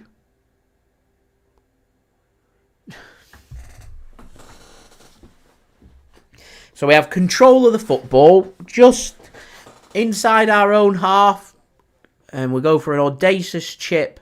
I mean, he pulls it off. He's a cult hero, but what's your likeliness? You're pulling that off. You're 2-0 behind. United's turn to launch the ball long. It's a good ball, but it's a poor touch from Rashford, and Ortega in the end takes control of the ball. I think Bruno Fernandes wanted Rashford to go down so he could ask for a penalty there. In classic Bruno Fernandes style. I mean, do we really want Bruno Fernandes lifting that FA Cup at 5 PM in just under an hour? No thanks. City, I want to see more. Here's Akanji. Gives the ball to Gvardiol. Doku. To Foden. Dale is a bit adventurous of Rodri. I don't get it. I think City are just feel pressurised. They need to get... I mean, Bernardo Silva just gives the ball away. The creativity from City's just not been slick. The passing's just not been slick when they've needed to. Just poor. Just all round, just poor.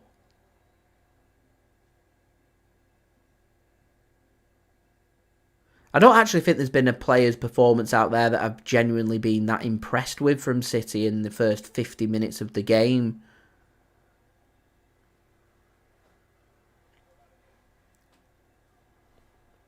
Chairman says, too much drinking, too much of something. Here's a Nana under pressure. Whacks his foot around it. Doku manages to get hold of the ball there. United will mop that up. City wanted a free kick. Referee says no. Here is Bruno Fernandes to Manu. His pass finds Fernandes. Here's Wan-Bissaka. Finds Garnacho. Here's Manu. He's got two runners to use, and Bruno Fernandes is one of them. He's managed to keep hold of the ball here, and he can't thread his pass through. And this is where City need to be very careful now. I think, and it's not something anyone's asked for at the Mo yet, I think I'd like to see Kevin De Bruyne just dropping a bit deeper for City. Trev, thanks for tuning in. Says, thinks the player might be drunk. At the moment, they're making Man United look like prime Brazil.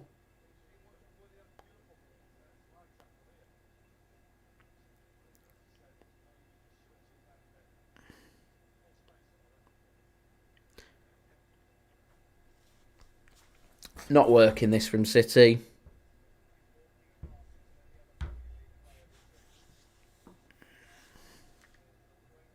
So free kick for United. Maybe I need to go and change the shirt. United have got a free kick here.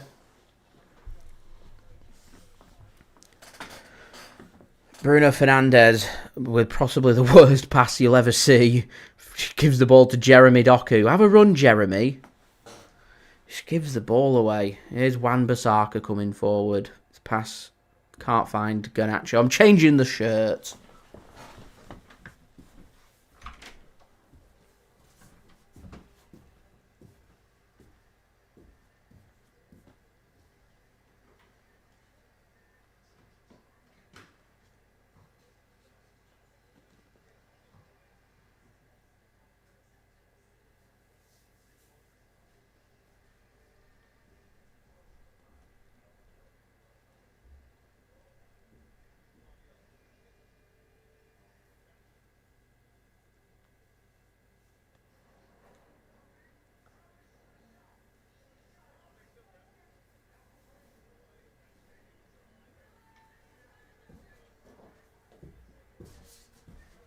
There we go.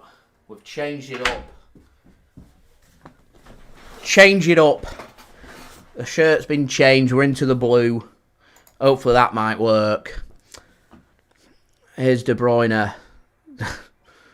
Gvardiol can't find a pass forward, and that'll be Man United back in control of the ball.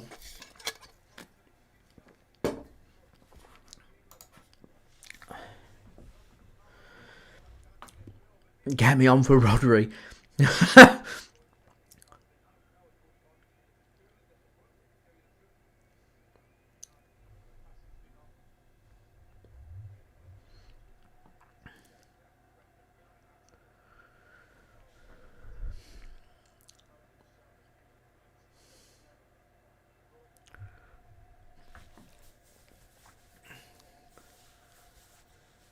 Here's United coming forward. McTominay finds Garnacho into the penalty area and he squares it across, and Rodri can just about get his foot onto it. He's not got it clear though, and Bruno Fernandes in the end can't create anything, and City can come forward. We all love the tactics. Feeling blue. Got to make it happen. Julia, it's the worst case. It is the worst case.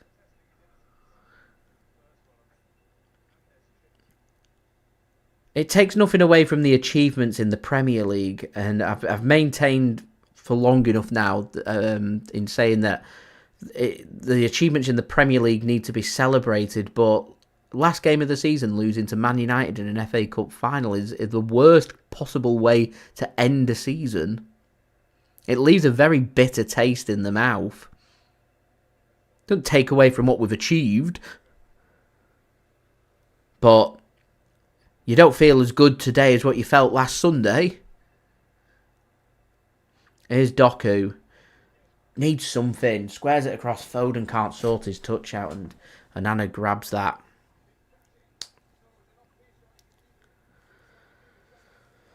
It's better from City. It's just not sticking at the mo.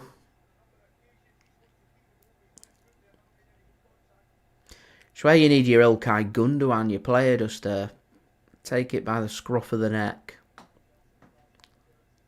I wonder if City might be tempted to chuck Julian Alvarez on soon.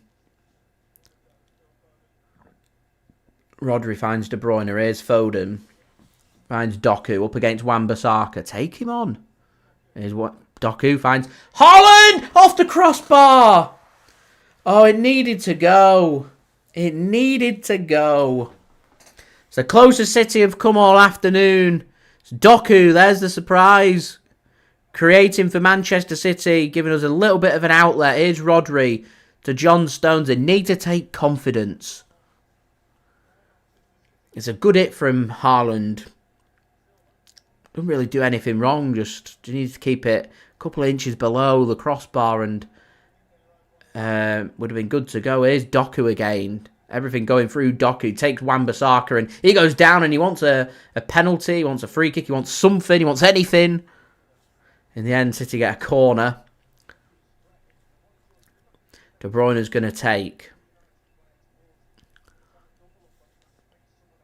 Now Man United are feeling a bit of pressure. They think this is a crucial stage of the game where they can't afford to concede.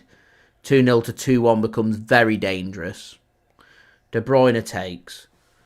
Keeper comes and flaps. Amrabat gets it clear. Only as far as Walker. Doesn't have his 40-yard effort. Gives it to Foden. Rodri. To Gvardiol now. Bernardo. To De Bruyne. He goes in with his right foot. It's poor from KDB. It's poor. It's un-Kevin De Bruyne-like. He's not been at the races, Kevin De Bruyne. I think as saying Alvarez comes on, I think De Bruyne would be the one I'd take off. Anyway, guys, we're 15 likes away from 100 likes. It'd be great to have a 100-like live stream to end the season on. So any help towards that would be great. Do subscribe if you're new around here. And do go check out today's video sponsor, SofaScore. Links and details there in the description. Alvarez does come on then for City. It's what I called for. Who's he come on for?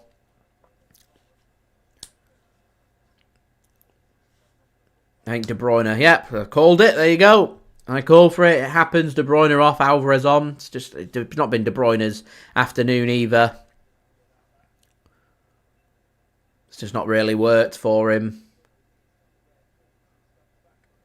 I said how long it'd be before you chuck Julian Alvarez on. And Man City have got nothing to lose here. I actually feel like Man City are at their very best when we're attacking and trying to score goals. At the moment, it's all about what can Man City do. But we need a goal. We're 2-0 behind. That's a good pass here. Alvarez tries to get it across, and that should be a goal kick.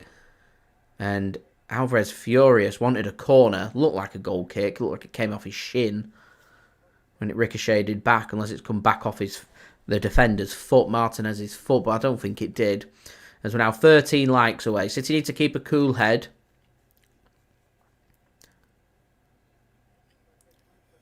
Goal kick taken quickly by United, and Anana's going to send it long. Header should be won by Akanji. He does win the header, looking for Jeremy Doku. Wan-Bissaka can't keep control of the ball here for United, and Rodri will work that to the left. Here is Doku now. Into the penalty area. Looking for them options. Finds Alvarez. Here is Johnny Stones to Bernardo. He's got Stones in space. Goes deep. Too deep. Misses everybody. Rodri will mop that up at the back post. He'll put a ball in. Looks for Haaland. Headed clear by Dalot. Here is Bruno Fernandes. He whacks that clear. John Stones wins the header. We are looking much better, Dale, I agree. Here's the threat of United on the counter-attack, and Gvardiol does very well this time and finds his pass back to Ortega, and Ortega learns his lesson. He doesn't come and advance on the attacker. He'll trust the defender to deal with it, and he does. There's a lesson that's been learned from that first goal for United. Here is Doku then, into the penalty area. Wan-Bissaka's got a busy afternoon as Doku has an effort. Blocked. Amrabat's got a race with Doku. Amrabat wins that race, gets the ball clear only as far as Akanji. Opening up the game is now. It's better from Manchester City. Much, much better. And it's going to be a long afternoon for United if this is what they're going to do and just camp everybody inside their own 30-yard box. Man United aren't a team that's renowned for great defending for 90 minutes.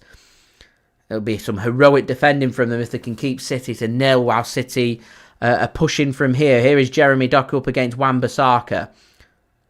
Thinks about his pass to Gvardiol. Gives it to Gvardiol at the second time of asking. Here's Walker. He lines up his effort. Oh, what a shot and what a save. Finally, Kyle Walker's 40-yard rocket connects beautifully. And it's a cracking save from Onana. Much better from City. Much better. Corner then for Manchester City. Taken short. Bernardo and Foden combine. Bernardo goes to Alvarez. Here's Jeremy Doku. He turns to Walker. Here's Gvardiol. There's no left width for City at the mo. So it has to go to the right-hand side to Bernardo. City have kept Akanji and Stones forward here. Here is Bernardo Silva. Goes to Alvarez. His ball comes in. It's deep. Only as far as Wan-Bissaka. Rodri will mop that up. Another chance here for Rodri. Puts a ball in. It's good defending from United. And the United players celebrate that from Varane. And it's out for another corner to City.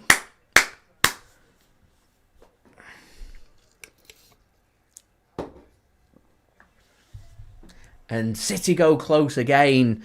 Julian Alvarez this time for City. I was reading the chat, so I missed it. So City went short with a corner.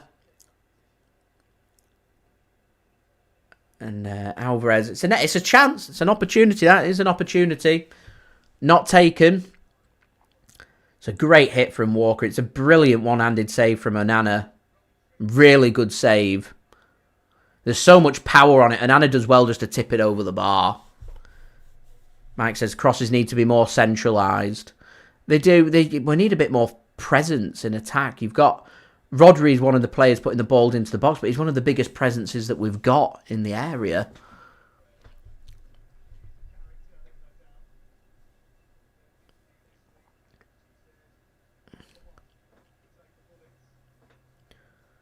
It's opened the game. It's made the game's flowing much better now. That will go out of play for a throw-in to Manchester City, and United will just go back to they're going to go and sit deep. City need a goal quickly. It just forces Manchester, because the longer they keep this to 0, the more confident they'll get, the deeper they'll sit, the more compact it will go, and the more frustrated City will get. I think if City can just half the deficit and keep it to just 1 goal, it keeps you alive right through to the full-time whistle as Haaland's just bundled over. And I think City will want a bit of reward for this dominating spell that they're having. And it's ever since Alvarez and Doku have come on for City, and Akanji at the back, that they've dominated. As Rodri wanted a handball there, not given, so it's given away. And here is Bruno Fernandes, and Man United will think about maybe adding a third and killing this game off. Here is McTominay has a shot blocked and then hits a hand, but ball to hand there because there's nothing you can do about a ball ricocheting up from a block on your boot up to your hand.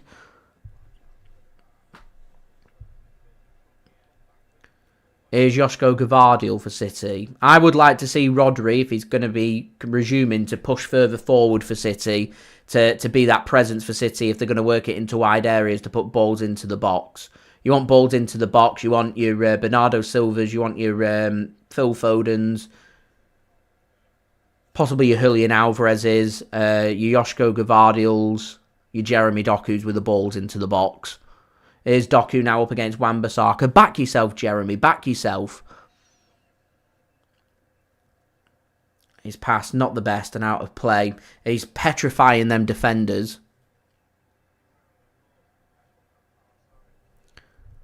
He is petrifying the United defenders there, Jeremy Doku. Pep Guardiola saying it's the right idea. Keep pushing, keep going. Onana's going to send this long for Manchester United.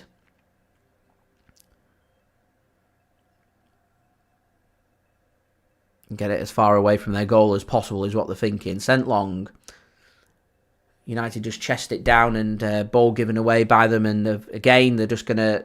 They're not even putting really much of an initial press onto City. City just get through the one-man press, this time from Kobe Mainoo, and then they just drop deep. And there's the United players now all scrambling to get back into position to try and contain City. City do need to be careful of the counter-attack here. This high line's very high. There's Foden, that's great. Here's Alvarez, it's got to go. It's got to go, and it's wide. That's the chance. City carved through United's defence at last. There's the opportunity, and it's wide. It's not even just wide either, it's comfortably wide. You would expect World Cup winner Julian Alvarez, he has the angle to work with to bury that. He even has the option to look up if he's not confident on the angle, to pass it, and there'll be a tap in for Haaland, but he just gets his shot all wrong. He doesn't get any bend on his left-footed effort. He doesn't curl it, just drags it. And for someone as good as Julian Alvarez, you'd expect him 10 times out of 10 to be scoring from there. They need to keep going. This is better. They need to keep going. Don't give up. Don't give up. Keep going. City get the ball back. Here's Ortega. He sends it long forward, looking for Haaland. He's pulled to the ground. No free kick. No free kick. Here's Onana. Sends it forward. John Stones can't win the header on McTominay. Here is Rashford now. Plays a ball forward to Dalot. He's got several options. He goes for the wrong one and drags his shot wide. Problem you have is you're going to struggle to score past City from that range, from the position that he's in. And it just gives the ball immediately back to Manchester City, and City will just start thinking about attack. Now, United fans, I'm sure, will say, oh, it's the right idea, having a shot, try and kill the game off. But if Man City go up the other end and score, you're going to be saying he shouldn't have taken the shot on there. There were better options. And for how dangerous City can be, it is a dangerous option that they just took up. Here is Kyle Walker then for Manchester City. Gives the ball to Julian Alvarez. As I said, City need to keep going here. Here is Phil Foden. Walker then switches play, looks for Doku, takes it down on his chest very well, up against Wan-Bissaka.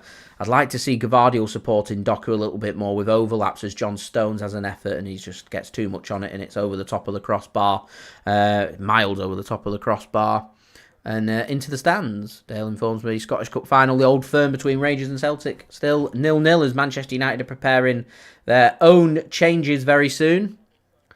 Julia says feeling sick. It's just not good, is it?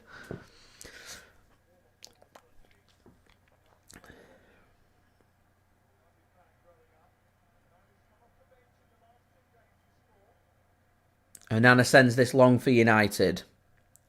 It's a free touch there for McTominay to take the ball. Tackled by Akanji. Lovely defending from Akanji. And Foden mops that up really well for Manchester City. Here's Jeremy Doku now. Fancies himself against Wan-Bissaka. Wan-Bissaka does well. Ball gets worked back to Varane. Varane will work this back to Onana. Onana takes the touch. And he's going to send this long. Slices his clearance. Only as far as Gvardiol. Heads it forward. Here's Foden. Tries to mop that up from Amrabat. He can't mop it up and Amrabat does well. Keeps his composure. Gives the ball to Fernandes. Here's Garnacho. United have got several forward here. Here is Garnacho himself. He goes for an effort and out for a corner. Good save from Ortega and takes not only pressure off their own goal, but also helps United try and create an opportunity here to try and kill the game.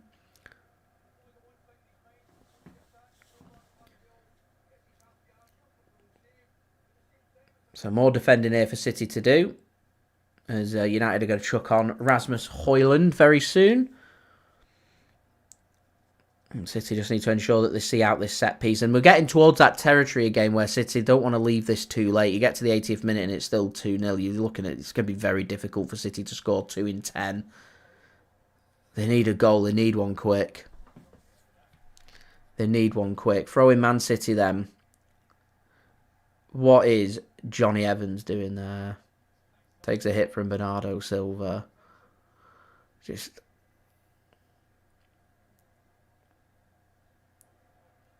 You can sense this might hit a boiling point very soon.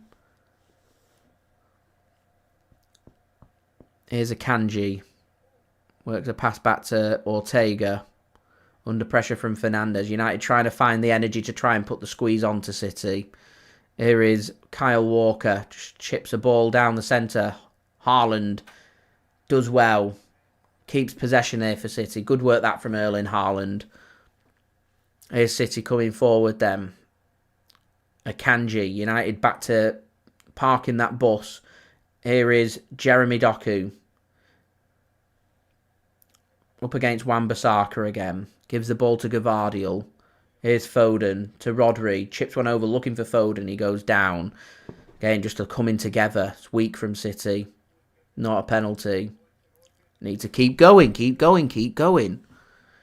As we're now 11 likes away from 100 likes, any help towards that would be great. Do subscribe and do check out today's video sponsor, SofaScore. Links and details there in the description.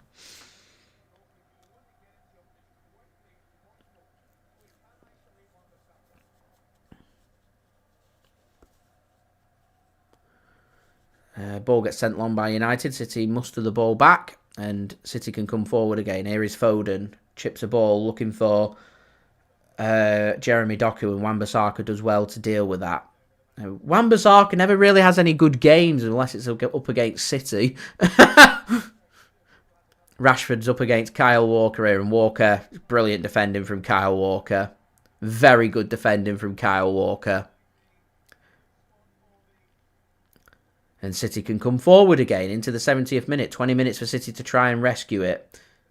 Here is Julian Alvarez for Manchester City now. I wonder how long it'll be before City go back towards that bench again. Maybe Oscar Bobb or Matheus Nunes or somebody. As City work it to Doku now into the penalty area. Here's Jeremy Doku. Goes himself. It goes across goal and City just couldn't get it under control. And that will be a corner kick to Manchester City.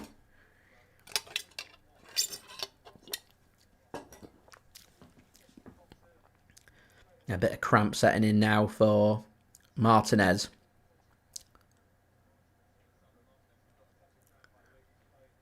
Only just come back from injury, actually. He looks in a heap of pain. United are asking for the physio to come on. Maybe that might be Man City's opening into the game. We're into the nervous 90s. Now 9 likes to go.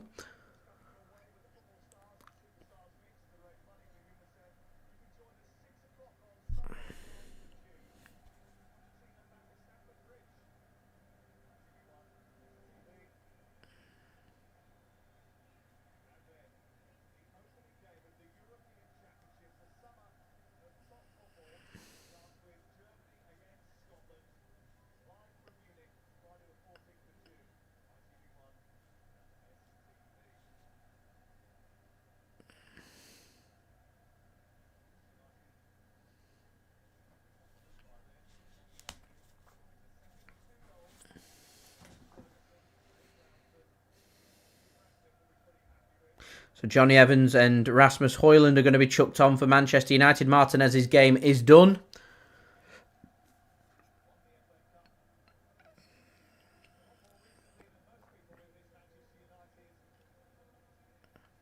Kyle Walker's pushing Martinez now. Man City are just making the point that they want the player to go off the pitch rather than going up. I said it's going to reach boiling point. Kyle Walker and Martinez exchange some words. City want him to go off at the nearest possible opportunity. So linesman escorts Martinez off the pitch.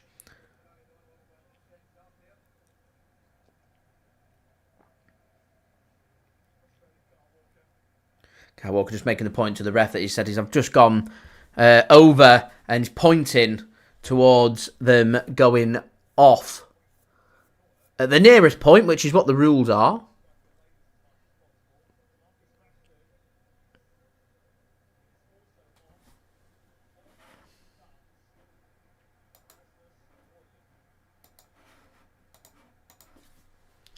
And Marcus Rashford will be the other that goes off.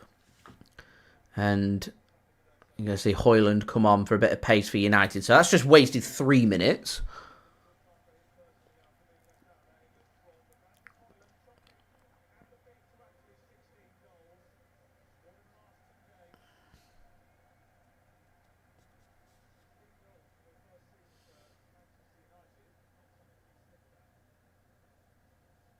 So corner here for Manchester City.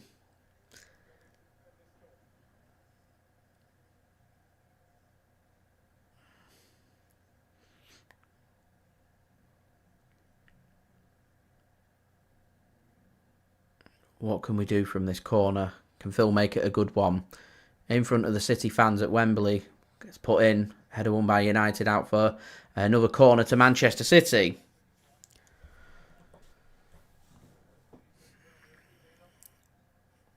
Alvarez wants to take this corner quickly. He's not going to, so he said he's going to put the ball into the box instead. So Rodri will go into the penalty area. It's more defending for United to do. Alvarez to take. And Haaland's just bundled. That's got to be a penalty. Goal kick given. How on earth is that not a penalty? He literally just grabs him and wrestles him to the ground.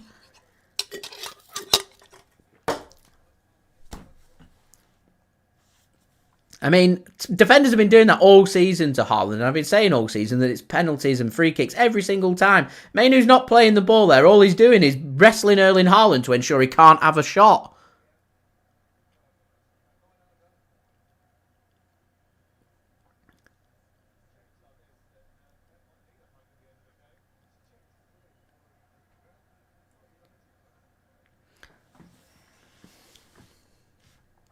I can understand the one in the first half not being given. That one. And Alvarez up against Amrabat, wins the race, gives the ball to Doku. Here's Jeremy Doku for Manchester City, does well. Gives the ball to John Stones. Here's Kyle Walker. Gives the ball to Foden. Akanji now. Plenty of options. Gives the ball to Gvardiol. Doku to Gvardiol once more. That's good from Rodri. Good turn. Gives the ball to Alvarez. Here's Doku now. Takes on Wan-Bissaka. Tries to shrug him off. Having to protect the ball very well there. Very well from Jeremy Doku. Here's Akanji. Space for him. Gives the ball to Kyle Walker.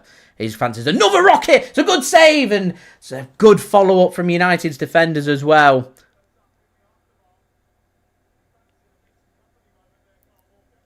Kyle Walker's long-range efforts looking like a good outlet for City to maybe find a goal, you know.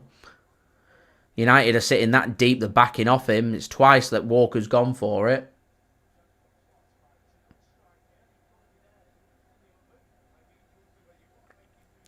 It's not a bad effort from Kyle Walker, and Anna does well to get his foot onto it.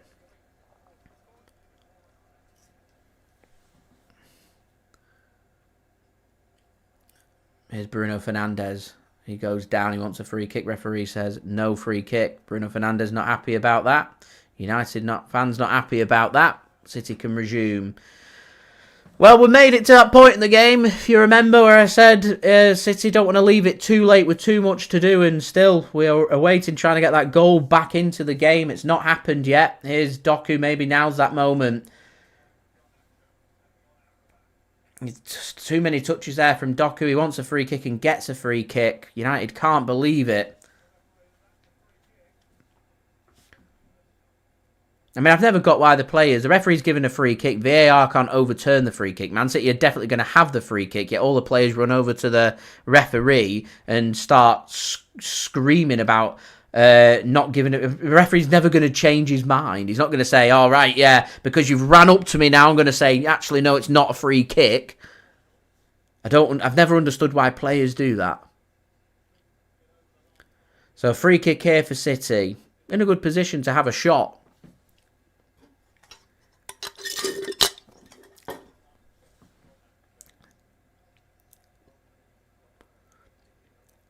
Alvarez stood over this. He wants it. It's a crucial part of this game. Makes a very interesting last 12 minutes of the game if City can bag this. It's got a good angle on it. It's not right next to the penalty area. It's in a good range, this, for Alvarez and Foden. It does waste time, Seamus. It all gets added on, though. So I'm not sure. Who's going to have it then? Foden or Alvarez? Got to make it good. Got to make it good. Foden. It's into the wall. Here's Alvarez. Can't find Doku. Wan-Bissaka cuts it off, and Gvardiol does very well to cut that off for Manchester City and stop the counter-attack. Not a very good free kick, that, from City. It's a good area to be able to get it up and down. It's not too close to the penalty area where you're going to struggle to get it over the wall and back down.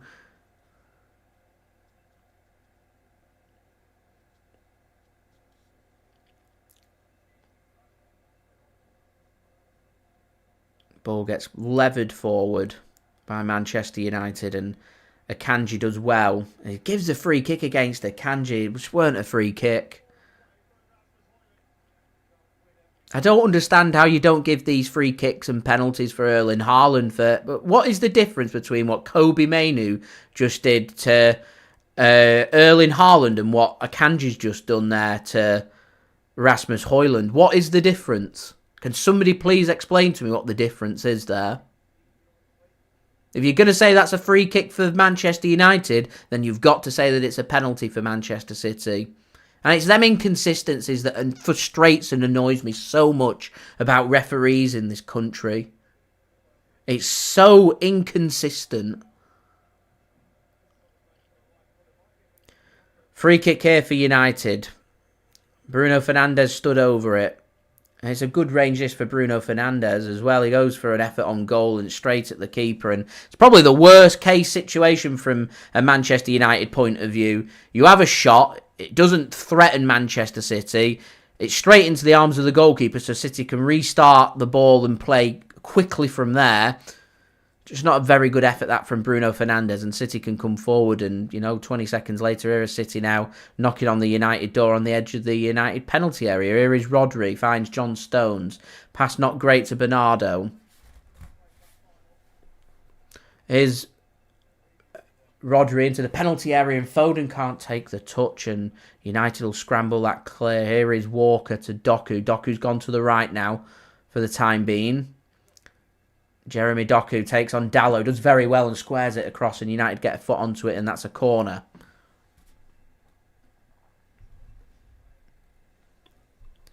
Seamus, you see, to me, it shouldn't really make a difference whether it's inside or outside the penalty area. It's either a foul or it's not a foul.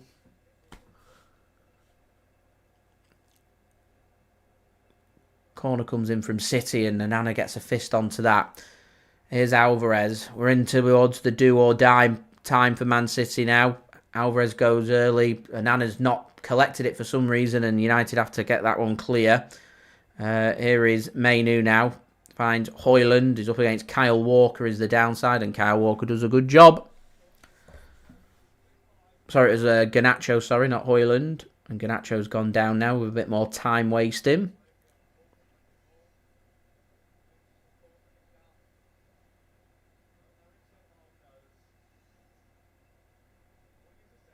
I mean, if Erik Ten Hag wins the cup today, will he be sacked? It's very ruthless to go on and do something like that, but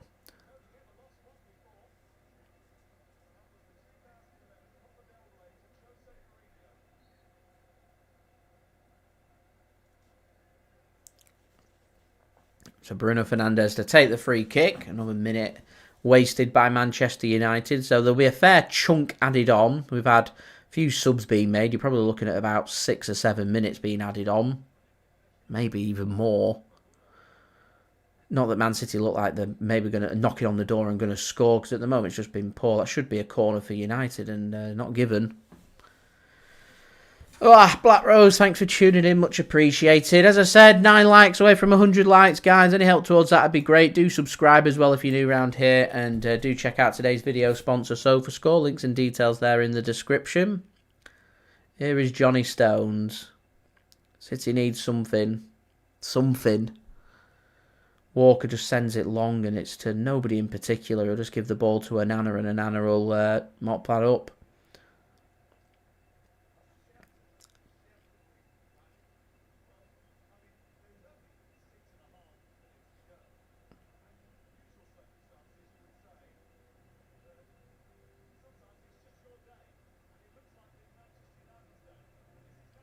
Here's Kyle Walker, puts his foot onto that and gets it clear, looking for Alvarez and straight out of play for a throw into Manchester United, which Dalot's going to take.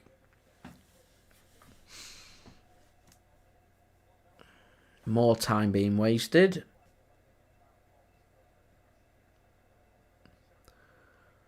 In the end, mopped up by Akanji, and he'll work the ball back to Ortega. He'll send that long and forward for City. Well, City are just starting to hoof the ball now, which I don't think is the best of approaches.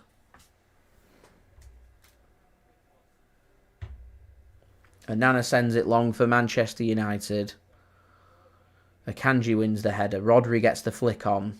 Amrabat mops that up for Manchester United. I mean, it's been a better second half from City. I can't help but feel like if Man City had had this approach in this first half that they've had in the second half and started Doku and Akanji, we wouldn't be in this position that we find ourselves in. Here we are. City too busy trying to suss out Manchester United rather than take the game to them has been the fatal error, I think, for City. And time is of the essence. It is running out. I mean, Man City may as well just chuck everyone forward here because they've got nothing to lose. That midfield part of the park is so congested that Man City may as well... I don't understand why they're not working the ball out wide. I don't understand why Walker and Gvardiol aren't being told to stretch that pitch and support the wingers. As we're now 6 likes away from 100 likes. Any help towards that would be great.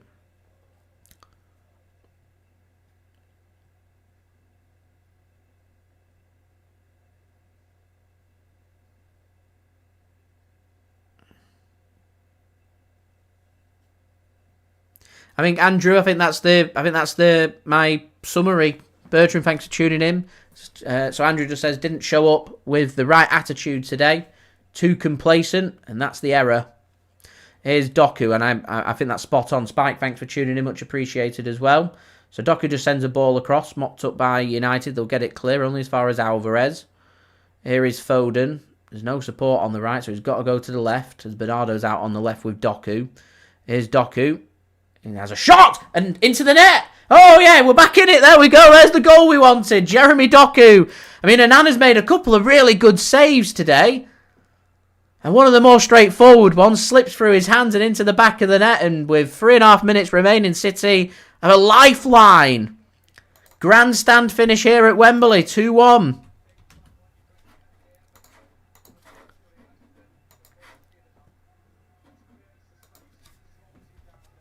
Thank you very much, Gary, for tuning in. I'm sure very happy. I'm sure quite nervous right now. Anana probably should save that. As Mick Sids asks there now, that's the question. Can City salvage this? The problem is, we're going back to what I was saying before. They're just leaving themselves too much to do. Too little, too late. If this was 20 minutes ago, I'd say perfect. Right, we're right back in it. But 3.5 minutes and whatever the fourth official decides to add on, we're leaving things down to chance. But that's just it. Whilst there's chance, there's hope. We need an Aguero. We need something. We need something now. United are going to park that bus. It's going to be backs against the wall. The United fans aren't singing and chanting now. It's stood up, biting fingernails. Welcome to our world. Here's Ortega.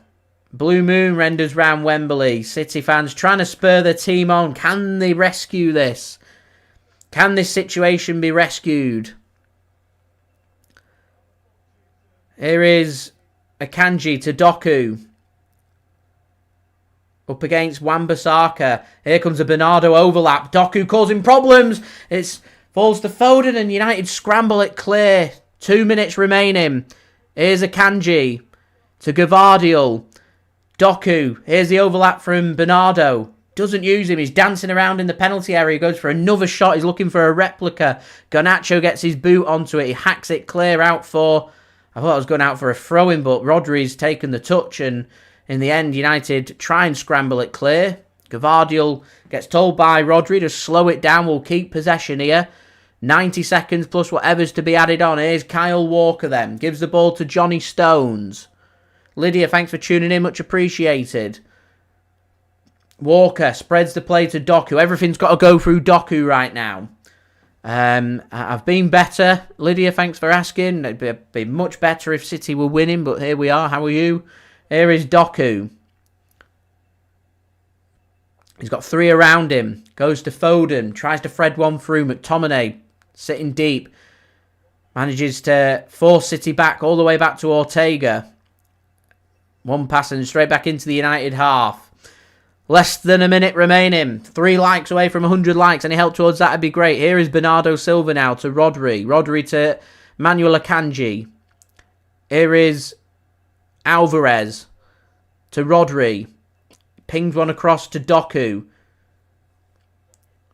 Up against Wan-Bissaka. Gives it to Gvardiol. He can't get control on his left foot. Goes with his right. Akanji has a shot. What is Akanji doing from there? He fancied himself a Vincent Kompany moment. It's just the wrong choice. And it just takes that momentum away from City there. And United can start time wasting again. There's a yellow card comes out for one of the City coaches there. Into the 90th minute. 7 minutes. 7 minutes for City to rescue this one. said there'd be 6 or 7 added. All that time wasting Martinez's injury. 7 nervous minutes for Manchester United. 7 minutes for Man City to rescue a dire situation. 1 goal in it. All to play for. United's got possession. Here's Bruno Fernandes. He plays a ball forward. Finds Garnacho. And he's got a corner for United as well. United celebrate it like they've just scored a goal. A chance here to waste more time. Chucking on a couple of substitutes as well. Oh, it's a goal kick. I thought he'd given a corner. So Lindelof's coming on. I didn't see who the other one was that was coming on then. Here's Rodri to Doku. Rodri now finds John Stones. Oh, come on. There'll be one opportunity. There'll be that one chance.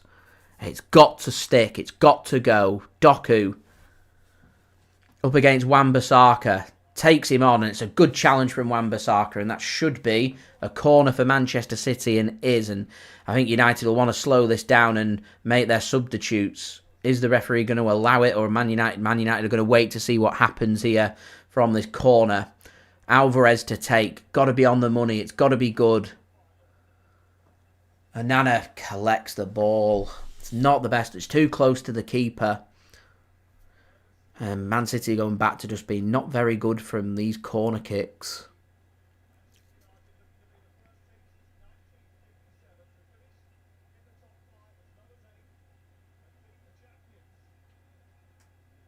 And Nana just sends it up, sends it long. City need to win the initial header. Gvardiol does. Can they mop it up? The answer is yes. And they lose possession, and that should be a throw-in for City, and is. Now I think Man United will take that opportunity to make them subs, and Garnacho is going to be one of the players. I mean, why is Garnacho not being sent? There we go. He's been sent off the other side. Mason Mount's going to be the other player coming on with Lindelof. And McTominay is going to be the other that comes off. So Garnacho comes off and McTominay comes off. And we've still got 4.5 minutes here. Julie says unbearable. 3 likes then, guys. Let's get them likes. So let's get to 100 likes. Any help towards that would be great. Do subscribe and do check out today's video sponsor, Sofa Score. Links and details, they're in the description. So, substitutes made from United. The final role to try and contain Manchester City has been made. I wonder if Man City might be tempted to chuck on 1 or 2 attackers for defenders. Here's Doku. Oh, it's great work from Doku. Doku's made a real big difference in this game. Alvarez's pass doesn't find a City player, and United can break forward here. Here's Hojlund. He's surely going to be shimmering towards the corner flag. He goes backwards instead and chooses for ball retention as Amrabat, under pressure, finds a pass to Wan-Bissaka. Here's Wan-Bissaka, goes back to Onana. Sorry, I didn't realise Lindelof was back there. Goes back to Onana now. Sent long by Manchester United. Kyle Walker finds a header to Haaland. Man City are losing this little midfield battle. Clearly instruction from Erik Ten Hag with Mason Mount coming on is you've got to try and win them midfield battles as a long ball gets sent forward here.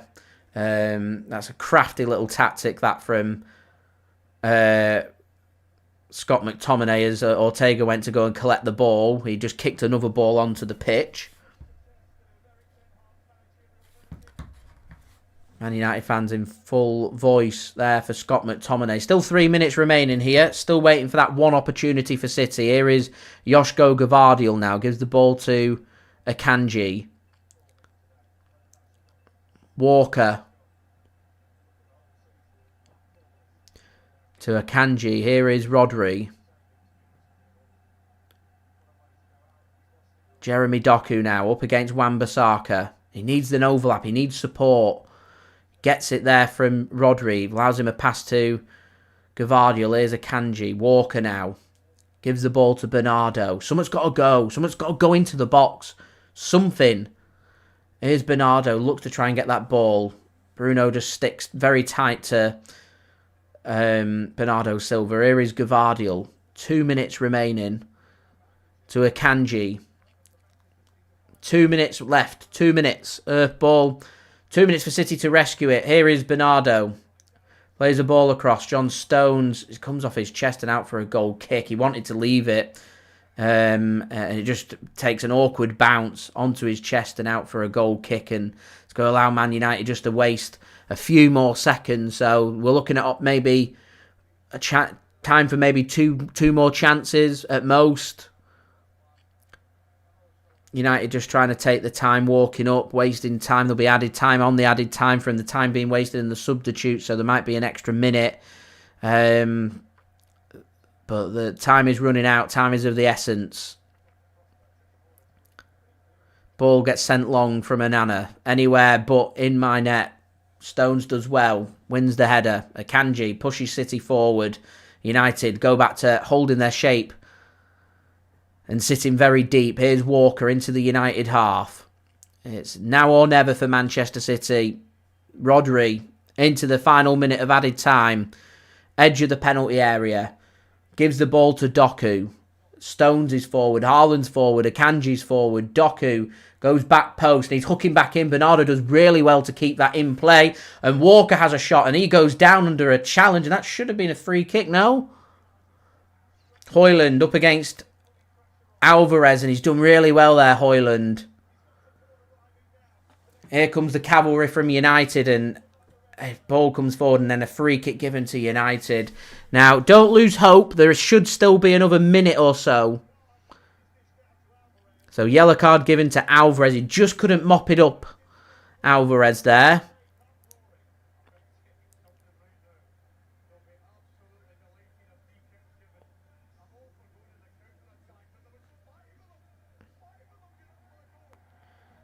So Alvarez into the book. I can't imagine United will be too key. I mean, the play stopped again. If we're sticking to the rule book, there should be a good minute and a half left of this game. United are still time wasting. We're talking a good minute here, as Bruno Fernandes just sends it out of play. And he's blown the whistle.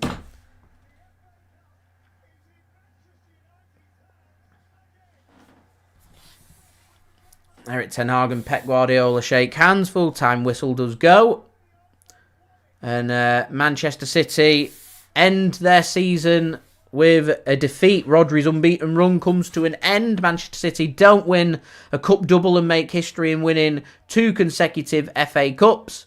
And our season comes to an end in very bittersweet fashion as Manchester United win the FA Cup. It's such a disappointing way to end the season, isn't it? It really is a disappointing way to end the season. We've had a brilliant season. Won the Premier League. You don't win Premier Leagues and not have very successful seasons. It is a successful season for City, but Manchester City, just that first half has been so costly. Much better in the second half. We should have been starting Akanji. We should have been starting Doku. We didn't, and we feel the impact of what was a poor first half and self-destructing ourselves, and our confidence just dipping for a mad 20 minutes in the first half has ultimately made the difference in that game. And as I said, it leaves City ending the season in a disappointing fashion. It's been a successful season, but it's been also very disappointing. You don't want to lose the FA Cup final. You certainly don't want to lose the FA Cup final to your City rivals, and it's just very disappointing. A disappointing way to end the season. Disappointing way to end the live watch-alongs as well for you guys for the season. But we'll be back again next season for all the high roller coaster rides, all the drama, and hopefully Man City will push on and see if we can win maybe the FA Cup again next season. See if we can make it 5 Premier League trophies in a row. See if we can get the League Cup back. See if we can go for the Champions League as well. But today, unfortunately, not to be for the Sky Blue of Manchester City. We will be back again next season. So I wanted to thank you guys so much for the support for the season. It is much appreciated. I do hope that everybody has a great summer. I'll be back with my daily Manchester City transfer updates, of course, next season in the summer for you guys to enjoy, and we'll be back for all the regular content for you guys to enjoy. But yeah, Manchester United win the FA Cup. Man City are runners-up. Chelsea drop into the Europa Conference League. Manchester United work their way into the Europa League, and Newcastle miss out on European football altogether. Thanks for watching, guys. Take it easy. Peace. Ciao for now.